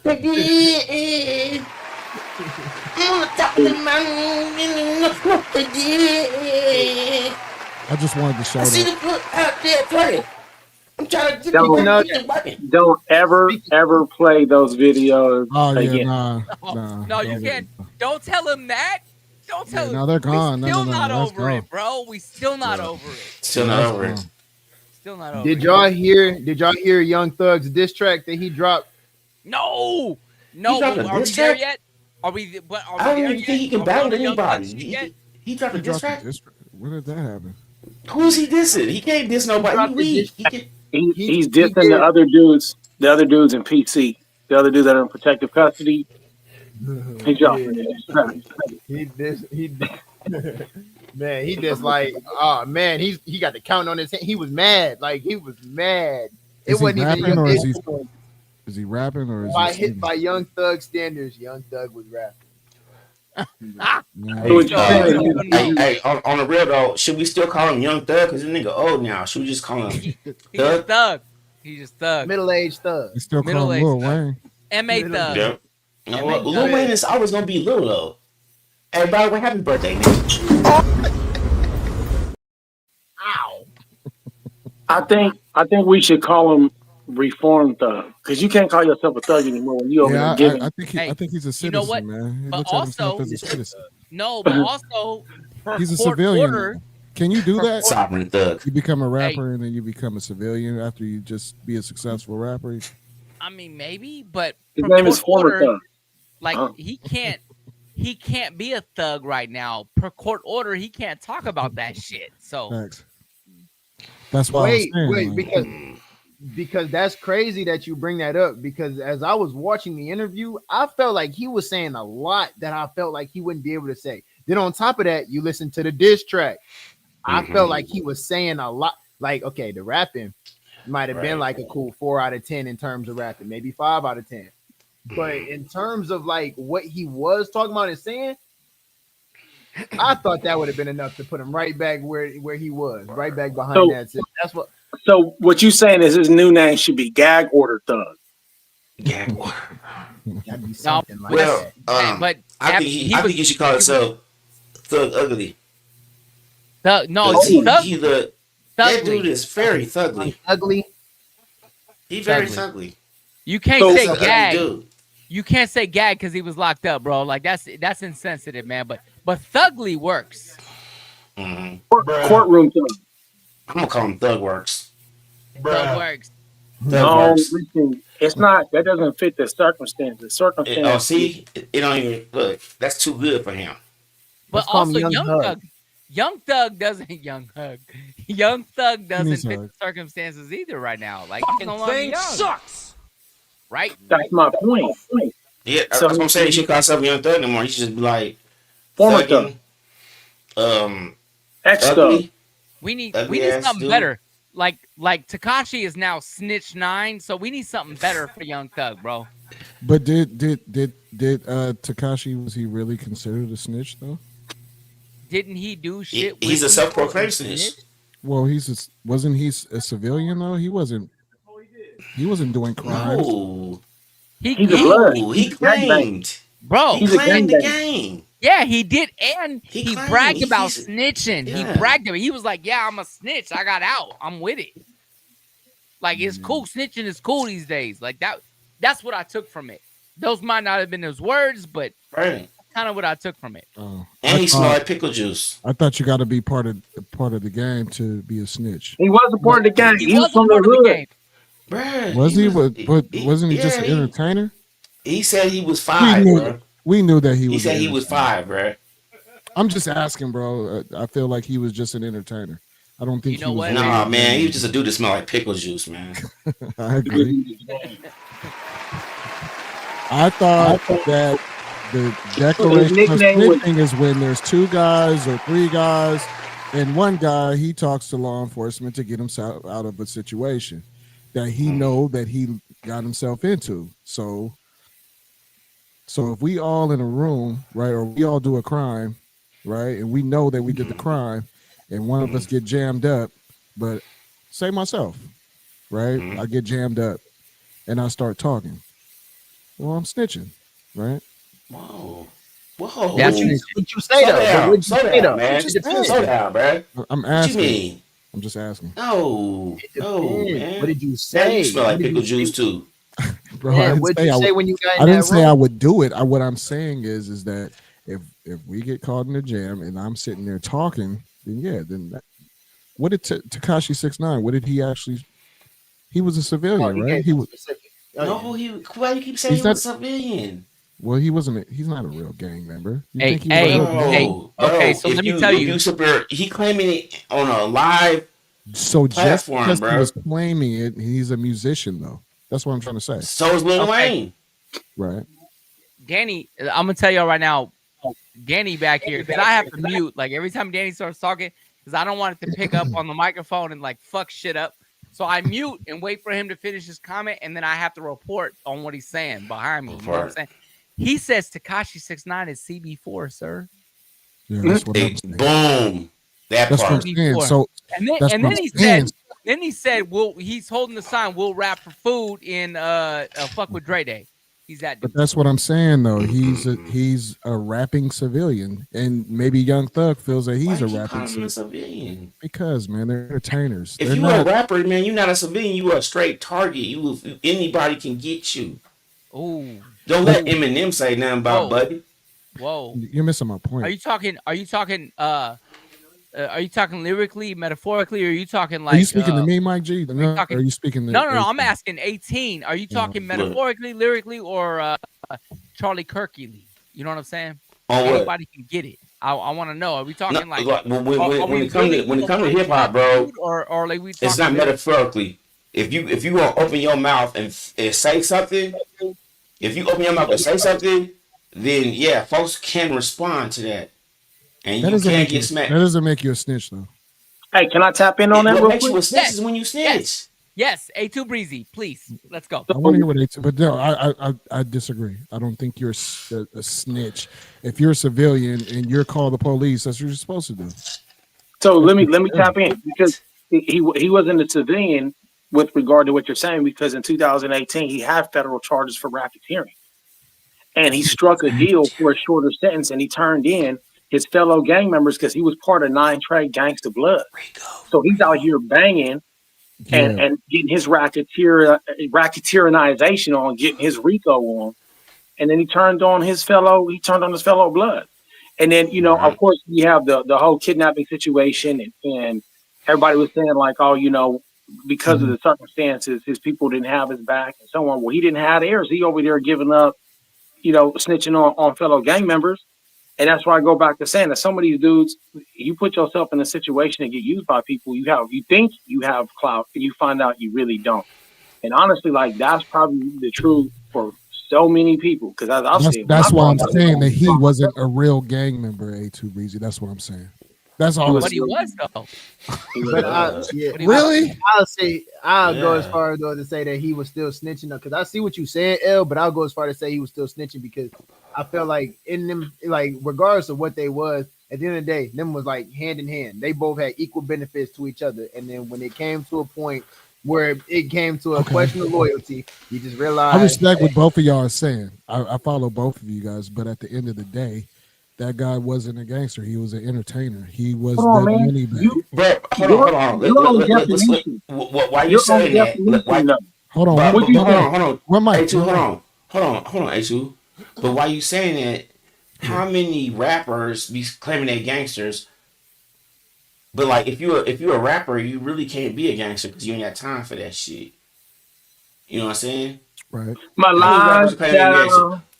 Hey, that's exactly so I'm just what saying. I'm saying. If you open your mouth, that's exactly what I'm saying, though. 18. That's exactly what I'm saying. Is if you open your mouth and say that shit, though, if you open your mouth and say that shit, bro, you gonna be held accountable to that shit. And ever since I started rapping, why would he be? Everybody told me that was rapping already. He say anything you say, people gonna hold you accountable for that. Right. L, you just gave an example that now you're refuting. Your own example. You said, if we all in this together and you snitch on us to give yourself shorter time. And I just told you that he had racketeering charges with his fellow gang members from 9 Trey Gangsta Blood, and he turned on them. And now you said, oh, he's not a real gangbanger. Well, so which one is it, L? He was an entertainer at that time, though. He was involved with racketeering and gave up his fellow gang members. Yeah, if you still doing gangster shit, you a gangster. You may Look, not L, let's stop beating around the bush. What's your real issue? Are you feeling for this dude? Like, you feeling bad for him? You over here trying to throw curveballs. I'm just trying to make sure that we stand on business when because it's so quick to call these artists right? Call these artists snitches and all that. They're entertainers, bro. At the end of the day, Peter Satan. Right. No. So you feel like Young Thug is a snitch? Time out. It's just Time Young out. Thug was snitching. Time out. Time out. Because we established this shit last week. If you doing dirt with somebody, Right. and you roll over onto somebody you doing Yeah, dirt with, that's not cool. that's snitching. Yeah. That's what this motherfucker did, bro. Is Like that's doing legit. The legit. that is snitching. That's all of what he did. Right. I don't You care can't if you're double back gangster now, bro, because or if we already And I'm not established double what the backing, snitching man. was. I'm just trying to create Hey, man. dialogue and conversation. That's I'm what just doing. saying. I don't care. I don't care if you Vito Corleone or you John Smith down the fucking street. If you doing shit that you ain't supposed to be doing, it's against the law with other people that ain't supposed to be doing this shit that's against the law, and you Right. roll over on them, you're a snitch. But You're a if snitch. you're Johnny White Shoes and you in my house and we see some stupid shit going on down the street and we not a part of that and we don't want that for our kids and we call the police, You need that's to call not the police. snitching. That's Right. not snitching. There's a difference. If you are part of the I stupid think I shit, said I think I said that at the Yes, beginning you of our did, and conversation. I did. yes, you did. So The this only is why thing that I was trying to say is like, can we differentiate because these guys are entertainers? no, And no. I see what you're doing, L. I see what you're doing. Yeah, but no. No, I The see answer what is you're no. No, The I answer mean when is you no. get to a certain level, right? These guys are successful artists in their own lane, right? And it's like they L is trying to set it up right now. Okay, I L got is a trying to question set for you. himself up. No, does it nope. still I got a hold the question same for you. regard? Please. I got a question for you. I got a question for you. Please. So Diddy, we all know the high-profile case Diddy just had, right? Right. If all of a sudden Diddy, who was found with all this stupid shit in his house and in his vacation house and all this other shit, and we ain't gonna go into specifics, but everybody know it was very slick. The situation was very slick. If you catch my drift, you picking up what I'm putting down. The situation was slick. Okay. Lot of oil in his motherfucker, and all of a sudden, It was this greasy. dude- yeah, it was weird. It was a very greasy situation, bro. And all of a sudden, he's like, I don't see a way out of this by myself, and he rolls over on Birdman. You know what I'm saying? And it's like, Birdman set the whole thing up. That's snitching. And I don't give a fuck if you an artist or not. That's snitching because you were down with the cause when the cause When it benefited you. causing Okay, I for you. respect that. I mean, that's what we're here for, to debate and have a conversation. Like I that's feel what you're saying. and I ain't gonna say you wrong. So, L was setting it up. I ain't gonna say you wrong and take shots at you. nah, I'm trying to create a level of dialogue conversation. We already know. Just from a different point. You know what I'm saying? We Just already a know. different It's just point like of when view. you said reasonable doubt. We always go back to this. It's like when you said reasonable doubt wasn't a classic album. It's not. It's a good album, but it's not a classic album. Stand on that. You know what I'm saying? It's the same thing, bro. It's just the same thing. If we sat here and agreed on everything, we wouldn't have a show, man. We wouldn't, and shout out to everybody that's watching right now. You know what I'm saying? We wouldn't have a show if we just sat here and just shook hands and patty cake and said we agree on everything, right? Danny said facts, bro. Hey, and let me back that one up. You know what I'm saying? You could even be 100% right, L, and I love you to death, brother.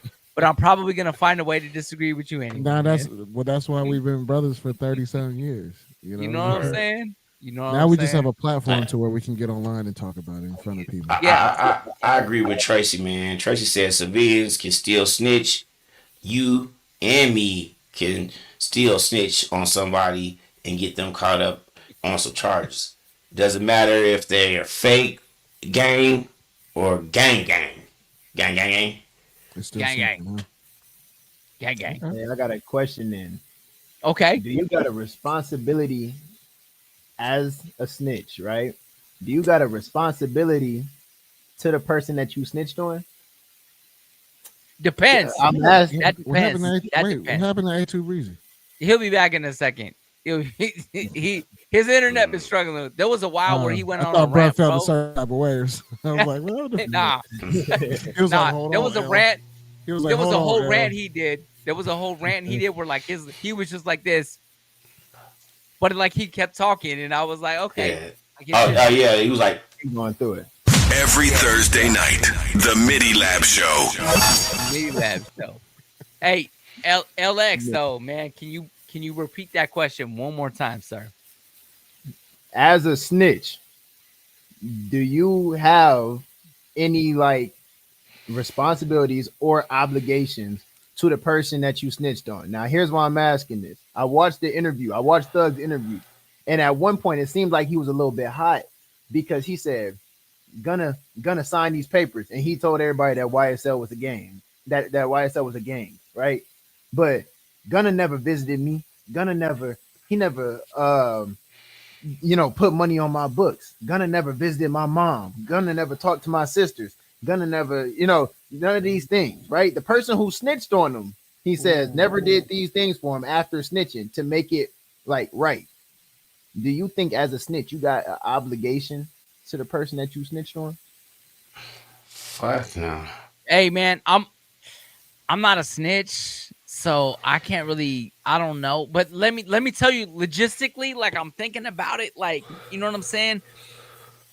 If I'm snitching on somebody and I'm in the game, like I probably am trying to, from the movies I've watched, Cass was trying to avoid people. Like when you snitch, you trying to avoid people. No, you don't have an obligation. You snitch, you trying to live. You know what I'm saying? You trying to stay the fuck away from them, bro. Like that's my take on it. You know what I'm saying? You better hide. You better run fucking hide, because if somebody that's serious about they shit felt like you did them dirty, they gonna try to take you out, sir. Like you know when you coming into this as a snitch that your life is in danger, and that's why they have like protective custody and shit like that, and they change. What was Henry something or other from Goodfellas, bro? Where like he had to enter the witness protection program and have a new name and couldn't contact anybody he ever knew because they was gonna get him because he rolled over on everybody. So you have to be prepared for that. My little brother Denny said his homie turned around and ratted his ass out for being a fake gangster. Word. I agree with you, Denny. I'm gonna be quiet about this whole snitching shit. Real? All right, hey, no, for real. Hell no. We can get on some real stuff. Like, you know what?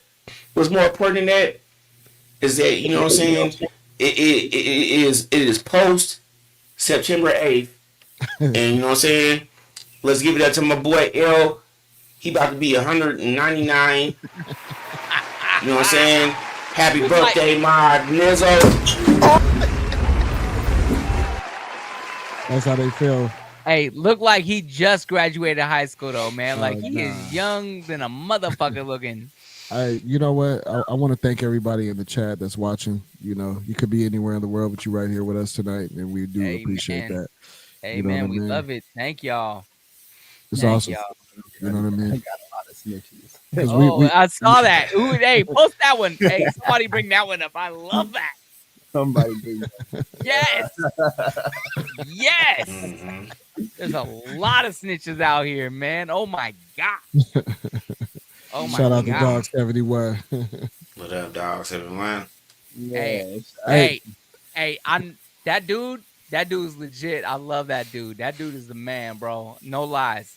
That dude is Shout the out dude. to bro. Appreciate you watching. You know what I'm saying? I ain't gonna give government names. You know what I'm saying? Not Dude even know who he necessary. is. I love him. Not even necessary. It's all love. You know what I'm saying? Let me go ahead and make it great. Great. Naked. Great. Naked. Great. Naked. Great. 90 racks for the watch, 30 stacks for the chain, a 50 bar for the medallion, diamonds drippy like the rain. Lord Development Houses where I was taught to talk my talk. In the thick of the smudge, the slime on the twilight crosswalk. A young factor having really spinning blue notes in a drought. Living for the moment, fuck further out. Color hot by my kidney, museum bill. Fuck a won't beef, I'll make him a patty meal. Come and see you about something. Niggas in my craft tell me he ain't from Japan, but he like to play kamikaze. Your bitch got sloppy toppy off the ginger ale and Jack. She got that hot throat with a built-in thermos. Smoking agricultural vegetation in the MIDI LAB SHOW. In the 2019 with the dealership plates, insurance and registration. Garnish and decorated with all the topics and all the fix. We don't fuck with turf dirt. We only fuck with Dixon. Some niggas tryna take what's yours. Take a stand out and take one first. Back him up, but only take one verse. With white chalk, I make him paint your curve. Some niggas tryna take what's yours. Take a stand out and take one first. Back him up, but only take one verse. With white chalk, I make him paint your curve.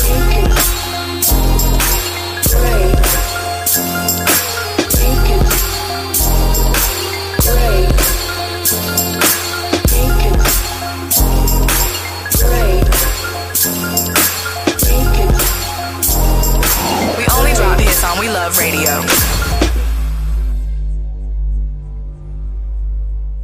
Where the other guys go? I don't know.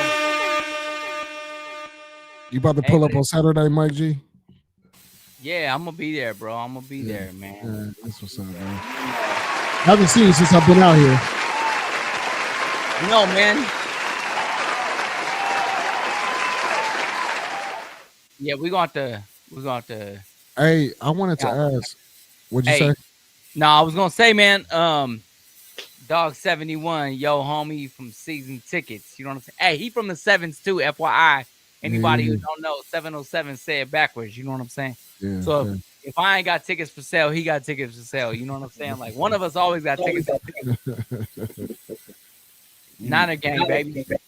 Yeah, for sure. Yeah, man. What's up with that record that you and LXL was working on? Are y'all almost done? That is a great question, and it's not his fault. It's actually the producer's fault, man. The producer been slacking on his shit. He got to like rework. You know what I'm saying? Why are you speaking on yourself in third person? I mean, because you know, Mike Genius is a whole nother entity, sir. Oh, you know what I'm saying? All right, I'll dig it.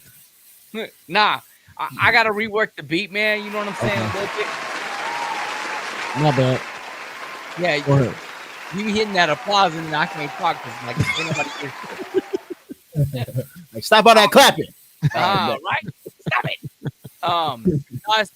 I just been busy, bro. You know what I'm saying? I was working on a few other things, but that's literally the next thing that I got. You know what I'm saying? Is to rework that beat so that way I can have LXL redo his vocals, man. Because I got an idea for it. It's gonna be fire as fuck, man. You know what I'm saying? And then we're gonna release it. We're gonna release it to y'all. You know what I'm saying? Is it gonna come on here? It's gonna come on. Yeah, you know, it's City all day, baby. That's what we doing this for. Oh, okay. Yeah, that's dope. That's dope. Cause I wanted to. I was telling 18 that I wanted to do like just one last project. You know what I'm saying? Just one record, just one album that we can play on the show continuously. You know what I mean? Yes, I'm with that. Maybe add to it. You know what I mean? I'm with that, man. So. I'm with that. I know a dude who says he stopped rapping, but I feel he's full of shit because Who's that? You know, GK got them bars, bruh. Oh yeah, that would be raw, man. Hell, dude, you know he's got to, bro. He's got to. You know what I'm saying? Danny boy. Yeah. You cussed him in the chat, bro. And he said, "Yeah, man, I'm out here, bro." Yeah. Hey, man, and then shout out to Rennie, man. You know what I'm saying, for sending us some of these old school songs, man. Yeah, like we should have a listening session next week. Man, like I wanted to redo Rage. You know what I'm saying? Like that. It was dope hearing that. Like, that brought me back. And Archangels, I forgot all about that. I know Archangel. I forgot all about that. So that one I have. You and know nobody knows what we're talking about, so we can't go too detailed into it. We just got to play the record and then we'll discuss it. Hey, nobody knows that song yet. All we need to tell people, man, is that there's so much music that we've done collectively as a group. You know what I'm saying? Whether it's just one or two of us or like the whole clan of us, There's so much music that nobody's ever listened to. Nobody knows exists, man. That it explains who we are, where we came from, and who we came to be. You know. Right. So. Of course. Yeah, bro. Denny said he knows that song. Huh? I said Denny said he knows that song. Yes. He grew up with that. Yeah. I mean, like he grew up in this shit, man. Like he was. I would come home from the studio, Danny. You got to hear this, man. You got to hear this one. You know what I'm saying? The crazy part is on Rage. On Rage, I know what I wrote. I know what Chalk wrote. I forgot what L wrote. That was the part that fucked me up because I was getting ready to. You know what I'm saying? We were leaving the house, and I was delayed another 15 minutes. And his verse isn't 15 minutes long, despite contrary to what everybody thinks. L doesn't write 15-minute verses all the time. It was just one time he did that. You know, when he was like, "Oh yeah, spit 8 bars," and he went for 15 minutes, 300 bars and counting. You know what I'm saying? Which one was that? All of us. On what? On the little freestyle thing for the Mini City shit. Oh yeah, nobody's seen that though, dog. No, nobody's seen that. Nobody will ever see that because you won't release it because you don't want to be known as somebody who just murders you don't want to be known as Murder L. That's what it is, bro. But I will say Rage. Murder L. Rage. I've never gone back to a song and been more like, holy fuck, I was outmanned on this shit than that song right there. That it was my song and I don't even belong in the fucking song, bro. Like, nah, man, come on, man. Hey, man. We had fun, man. We're kids, dude. That shit, L murdered that track, bro. It's the greatest shit ever. Greatest shit ever. Bro, I got a question then. Fucking thing sucks. If, you know what I'm saying, if you had to give advice, right, to up and coming rappers who are watching the MIDI Lab show right now. Yeah. Right. About their approach to music, how to attack music, and things to keep in mind. What are some things that y'all would tell? What are some things that y'all would tell people like that who are aspiring to get into music and like really do it and try to take it seriously? For me personally, I would tell people put it out and listen to what people tell you, and try to understand where they're coming from. Because not everybody's criticism is going to be what you want to hear. And B, legit. Like some people, like they may tell you, I think it sucks. And maybe it's just not for them. Because for me, not everything is for me, you know. But at the same time, it doesn't mean that it's bullshit. Like there's an audience somewhere. So you have to find a fine line between where people tell you things that are constructive for you as an artist, and they're not into anything you're ever going to do because it's not their style, not their cup of tea. Like finding that fine line, that's very important. But put it out for people to listen to. You can never become better if people don't judge your music. That's deep. That's deep. It kind of makes it feel like my fault. I didn't even want to cut you off. Go ahead. No. I'm sorry. And I'll let you go.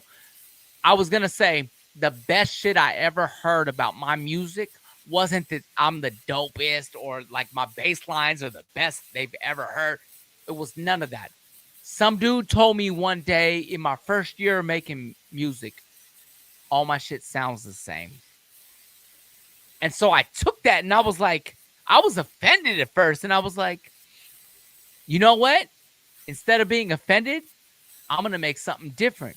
And the next time I see this dude, I'm going to play him this other shit and be like, this sounds nothing like the other shit. What do you think? And when he heard, he goes, oh, damn, you actually listened to what I said. And I was like, well, yeah, bro. Like, it offended me that you said all my shit sounded the same. So I figured I would change shit up for you. And he was like, that's dope. Keep doing that. Make something different every time you make music. And you can always appeal to a different person as a result. And after that day, I never saw him again. That was the crazy part. It's almost like he was an angel, Oh, you know what I'm bro, saying, go. sent from God to teach me how to make music to fit to everybody's perspective. It was the dopest shit I ever heard, bro. Damn. That is dope. I mean, and I would say just be yourself, learn the music business, try to figure out a way to do it yourself. Don't depend on a major record label, and try to figure out ways to actually maximize your profits. Should you be chasing dollars getting into music? Absolutely, it's a music business, so get money or keep it as a hobby. No, I disagree. What do you mean? What do you mean disagree? Okay. With what? Don't chase the money. Chase the passion. And the reason I say that is people are going to give you a lot. I've known a lot of people personally, actually, who've sold out for the money because it was what the label wanted, not what they wanted to do. Be you. Be you 100%, man. Because at the end of the day, you can always point back to, I never sacrificed who I am. And you may not make as much, you know what I'm saying? But when as a fan of artists, when I go back and listen, the ones I respect the most, the ones I actually find myself listening to more, are the ones who kept it real with who they were as people, not the ones who sold out to what mainstream wanted them to be. I understand that 110%. I get that. So, how well do you think that knowing yourself is a big requirement when it comes to making music? Yes, 100%. Okay. 100%. Why is that? You can't appeal to an audience if you don't know what it is you're trying to put out. My personal opinion is it's hard to appeal to an audience if you don't have a vision or a direction of who you are and who you want to be. All of us, me, L, 18, and even A2 Breezy, who seems to be having technical difficulties, currently. We all knew who we were. We had a pocket, and we would push the envelope, but we always stayed within the pocket of who we were, as musicians, as entertainers, as artists, whatever you want to call us. You have to know what you're good at, and you have to know where your audience is. And if you feel like where your audience is, you don't vibe with, then you're not doing the right thing, man. You know what I'm saying? I would totally agree with you. And you can only sell to your friends and family for so long. Hey, that is 100.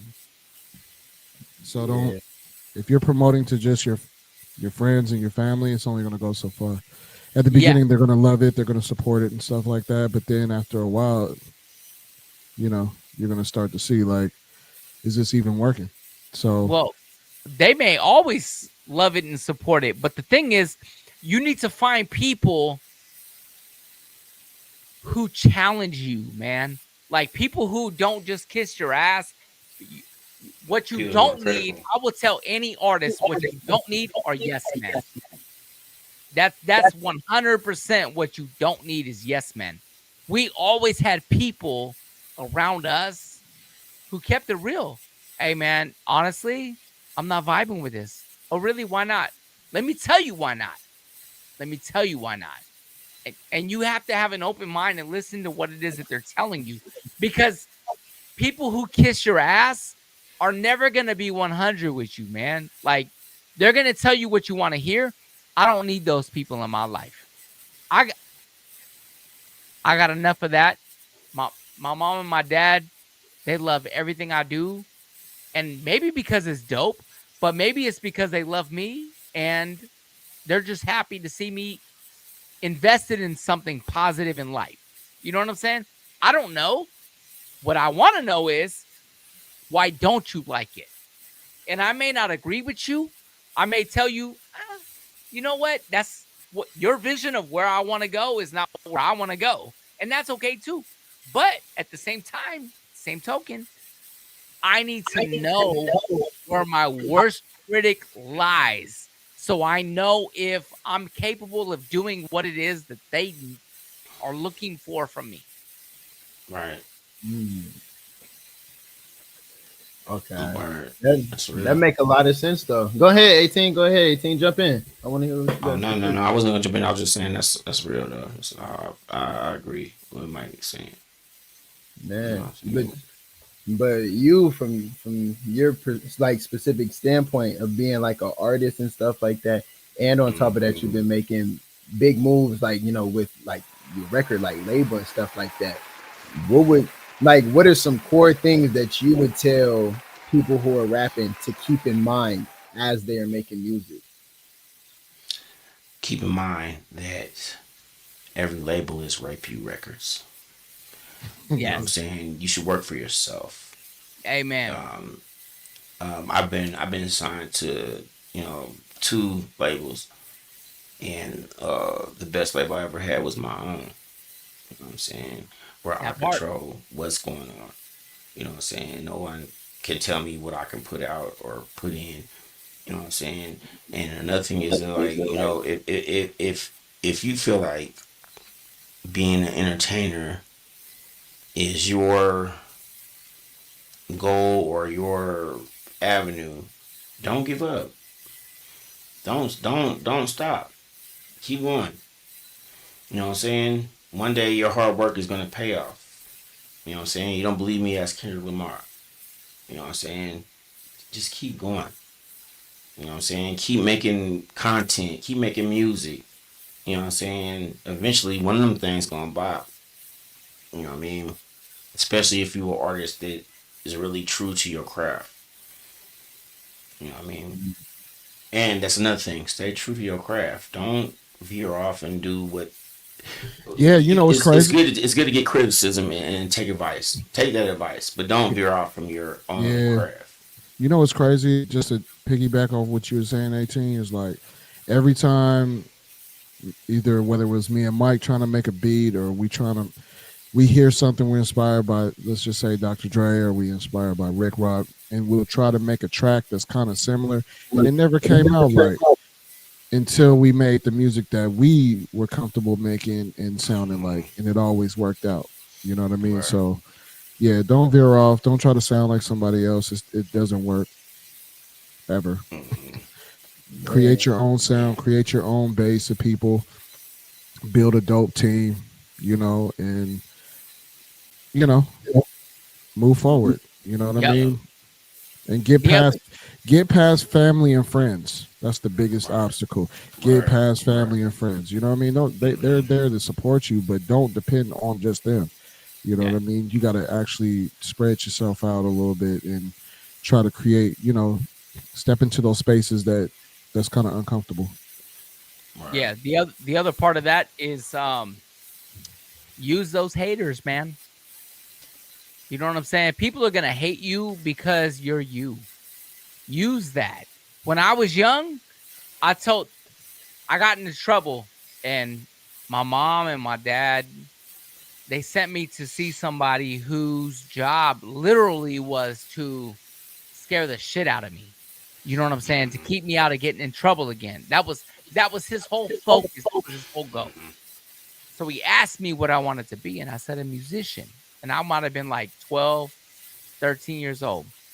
And I already knew at that point I wanted to be in music. And he said to me, that's not a career. And I objected. I said, I beg to differ, sir.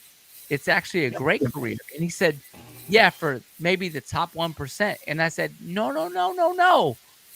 There's a lot of people who are musicians that you've never heard of, and they're happy, and they find themselves to be actually quite successful doing what it is they love to do. And he goes, well, that's not going to be you. And I said, I looked at him dead in the eye and I said, I'm going to prove you wrong, sir. I'm going to be happy at what I do in life, and I'm going to be successful. And it is also going to involve music to some degree. You know what I'm saying? And I may not be a DJ Quick or a Rick Rock or a Dr. Dre, and I don't need to be that. Because A, I got a career outside of music that provides everything I need to be able to buy the thing I need to do music. And I'm still happy working on music. Word. So he can go fuck himself with a fat ass dick. Because come on. I'm sorry. You're sorry. fired. But yes, I'm fired. But I'm also rehired because you know what, man? All that dude did was propel me to really I know, but prove him damn, wrong, right. bro. I just wanted to prove him wrong. So I understand that. Yeah, man. You know what But I'm we saying? have to watch what we say on here, bro, so we don't get flagged, bro. I don't want to get flagged. My apologies, YouTube. I'm sorry. Like, Yeah, apologize to the YouTube guys. All he did, honestly, sucks. All he did was he just inspired me to really, really prove him wrong. You know what I'm saying? So use all those haters to really push you, because they don't always understand your vision, your goals, your dreams, you know, and they're just going to tell you you can't do it. Right. Of course. Sometimes, you know, you might get there and you're like, I tried the best I can and I can't make it happen. But at the same time, it's not always the way maybe you think it was, because at the time I thought I was going to be a rock star. You know what I'm saying? I wasn't even really paying attention to hip hop music like that, man. Right. You never know what's going to happen. Word.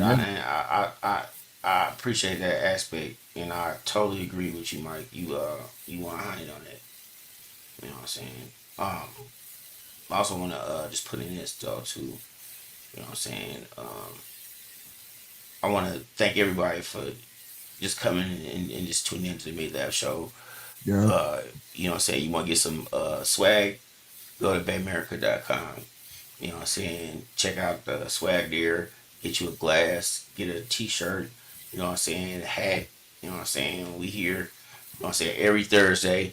You know what I'm saying? Tuesday nights. You got LXL coming through with the MIDI LAB. You know what I'm saying? LXL Explosion. You know what I'm saying? And then Wednesday nights. You know what I'm saying? And on Wednesday nights we got the Bible study. You know what I'm saying? Y'all come tune in, man. We ain't playing around over here, man. It's the MIDI LAB show, brands and platforms, and like we doing this not just for us, we doing this for y'all, man. And we got a new sponsor. I just want to let everybody know we got a new sponsor too. That's gonna be dropping in a minute. Shout out to my brother, Action 56. Yeah, he did say I was tripping. Yes, sir, I was tripping. Yes, sir, I was tripping. I'm still mad about that. Hey man, don't be using his name on here. I didn't use nobody's name. Who you talking about, Larry? Okay. Ain't no Larry Junes on here, sir. I didn't use his name. Oh yeah, he ain't here. Yeah, I thought you used his government name. He don't want his government name on here. Hey, I seen. Hey, go down one more, sir. Go down one more, sir. Shout out to malicious though. Yeah, shout out to malicious. We're gonna put malicious on the show. I'm talking about it. Malicious was tapping in at the beginning of the show, man. So shout out to malicious. But I seen the late check-in right there. Oh, it's all right good. There. It's all good, Ren. What's up, Ren? Ren gonna be on the show too. Big Ren gonna be on the show. Ren gonna be on the show. Yeah, putting the chokehold on y'all, man. You know what I'm saying? I was trying to. Oh wait, where did it go, Bruh, the whole list. Sorry, man. Ren is responsible for me getting a whole new catalog of music, man. I love it. Yeah, shout out to Ren for that. That was dope, man. Hey, Yeah. $, Bay America. Bro, nobody Go ahead, donates, bro. I think we made $20. Hey. It doesn't matter. No. We still ask. Yesterday. We still gonna ask people to donate $1. Prosperity consciousness, right now. sir. Prosperity consciousness, man. We want y'all. We still want to. Hey, we don't care. Hey, if you no, donate shout or out to not. everybody that's went to the store to bayamerica.com and hey Ray, if you still watching, your you know what I'm saying, your crown is on the way, bro. Yeah. You know what I'm saying? Your color, the colorway that he wanted, it was sold out, but we just got him in. So okay. So yeah. Okay. Ray D. Hey, what's up with it, Mary Jane and Music 707? What's happening? What's happening? Yes. We actually went over. Yeah. It's 3 minutes after. But I had fun though, man. I appreciate y'all rocking with me. You know, on my birthday. Happy birthday. Happy birthday, L. L is 199 years old. He look young on camera, but when you see him in person, he got all these gray stubbles and like he like a little like a hobbit. You know what I'm saying? He got hairy feet. You know what I'm saying? Every Thursday night, the MIDI Lab Show. Thursday night. You know what I'm saying? Doing this hobbit thing. You know what I'm saying? Look at and I'm older than him. So we love y'all, man. Thank you for tuning in, man. Left the shadows behind, now I'm here to stay. Positive vibes surround like a gentle breeze. Got my heart open wide, I find love me every day. In the right direction, watch me rise. No more negativity, I've cut those ties. Shining bright like the stars in the night. Oh, I'm doing fine now. Oh, breathing my life. Filling my soul with the love I provide. My love is better, breaking free. Embracing the journey that's waiting for me. I'm here to rise, rising higher, feel energy rising. Every step I take, there's a brand new day. Oh, I'm shining.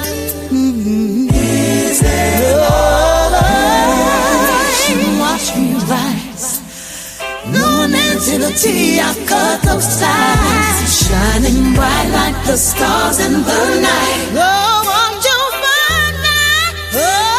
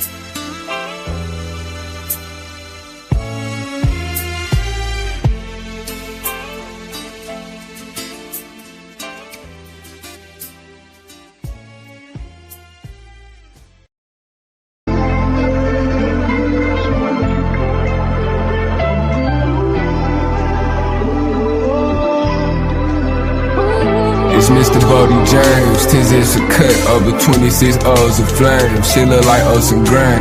All of this shit a nigga overcame. Shout out to my OG Crane, overcame. I stretched the money till a nigga wrist broke and sprain. Quick to curl you out, got enough shooters to coach a game. Sipping perk, count cash while I'm on the plane. Whipping to work with the same hand I pour the drink.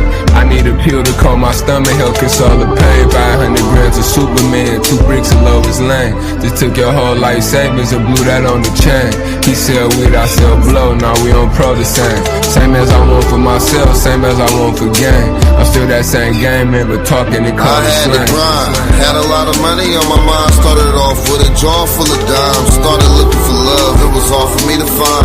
Bitches tell me they love me, I never believe them lies. If niggas tell me they love me, I never believe them lies. I promise if you my brother, then I just want you to shine. I had to grind, had a lot of money on my mind. Started off with a jar full of dimes. Started looking for love, it was all for me to find. Bitches tell me they love me, I never believe them lies. If niggas tell me they love me, I never believe them lies. I promise if you my brother, then I just want you to shine. Tell me they love me, I never believe them lies. I'm from a city where they taking shit. Hollywood action, I'm confused when I'm famous shit. Wear the wrong hat, you get laid out where the pavement is. Welcome to the West where you cut probably lose your brain and shit. With kids turning to killers, cause they dealing with some pain and shit. Probably wouldn't bang and shit if I was still alive. Instead I'm playing with a shank and shit. Should've been in class, instead I graduated flaming shit. Homicide was knifing for her baby, I was taking shit. Ain't nobody saving us, we caught up in some dangerous shit. Our older people wanna see us dead for trying to make a way. I ain't wanna ride nobody motion, I'll go make a way. I ain't wanna sign, cause when I do, they start acting dead. I don't even swing that way. Hustling for pennies, making sure my mama bills was paid. Dreaming of a Rari, hilltop with a golden chain. Promise I'ma see 100 mil before I see a grave. Promise I'ma see 100 mil before I see a grave. I had to grind, had a lot of money on my mind. Started off with a jar full of dimes. Started looking for love, it was all for me to find. Bitches tell me they love me, I never believe them lies. If niggas tell me they love me, I never believe them lies. I promise if you my brother, then I just want you to shine. I had to grind, had a lot of money on my mind. Started off with a jar full of dimes. Started looking for love, it was all for me to find. Bitches tell me they love me, I never believe them lies. If niggas tell me they love me, I never believe them lies. I promise if you my brother, then I just want you to shine. Every Thursday tell me they love me, I never MIDI believe LAB them Show. lies. You are now watching the MIDI LAB Show.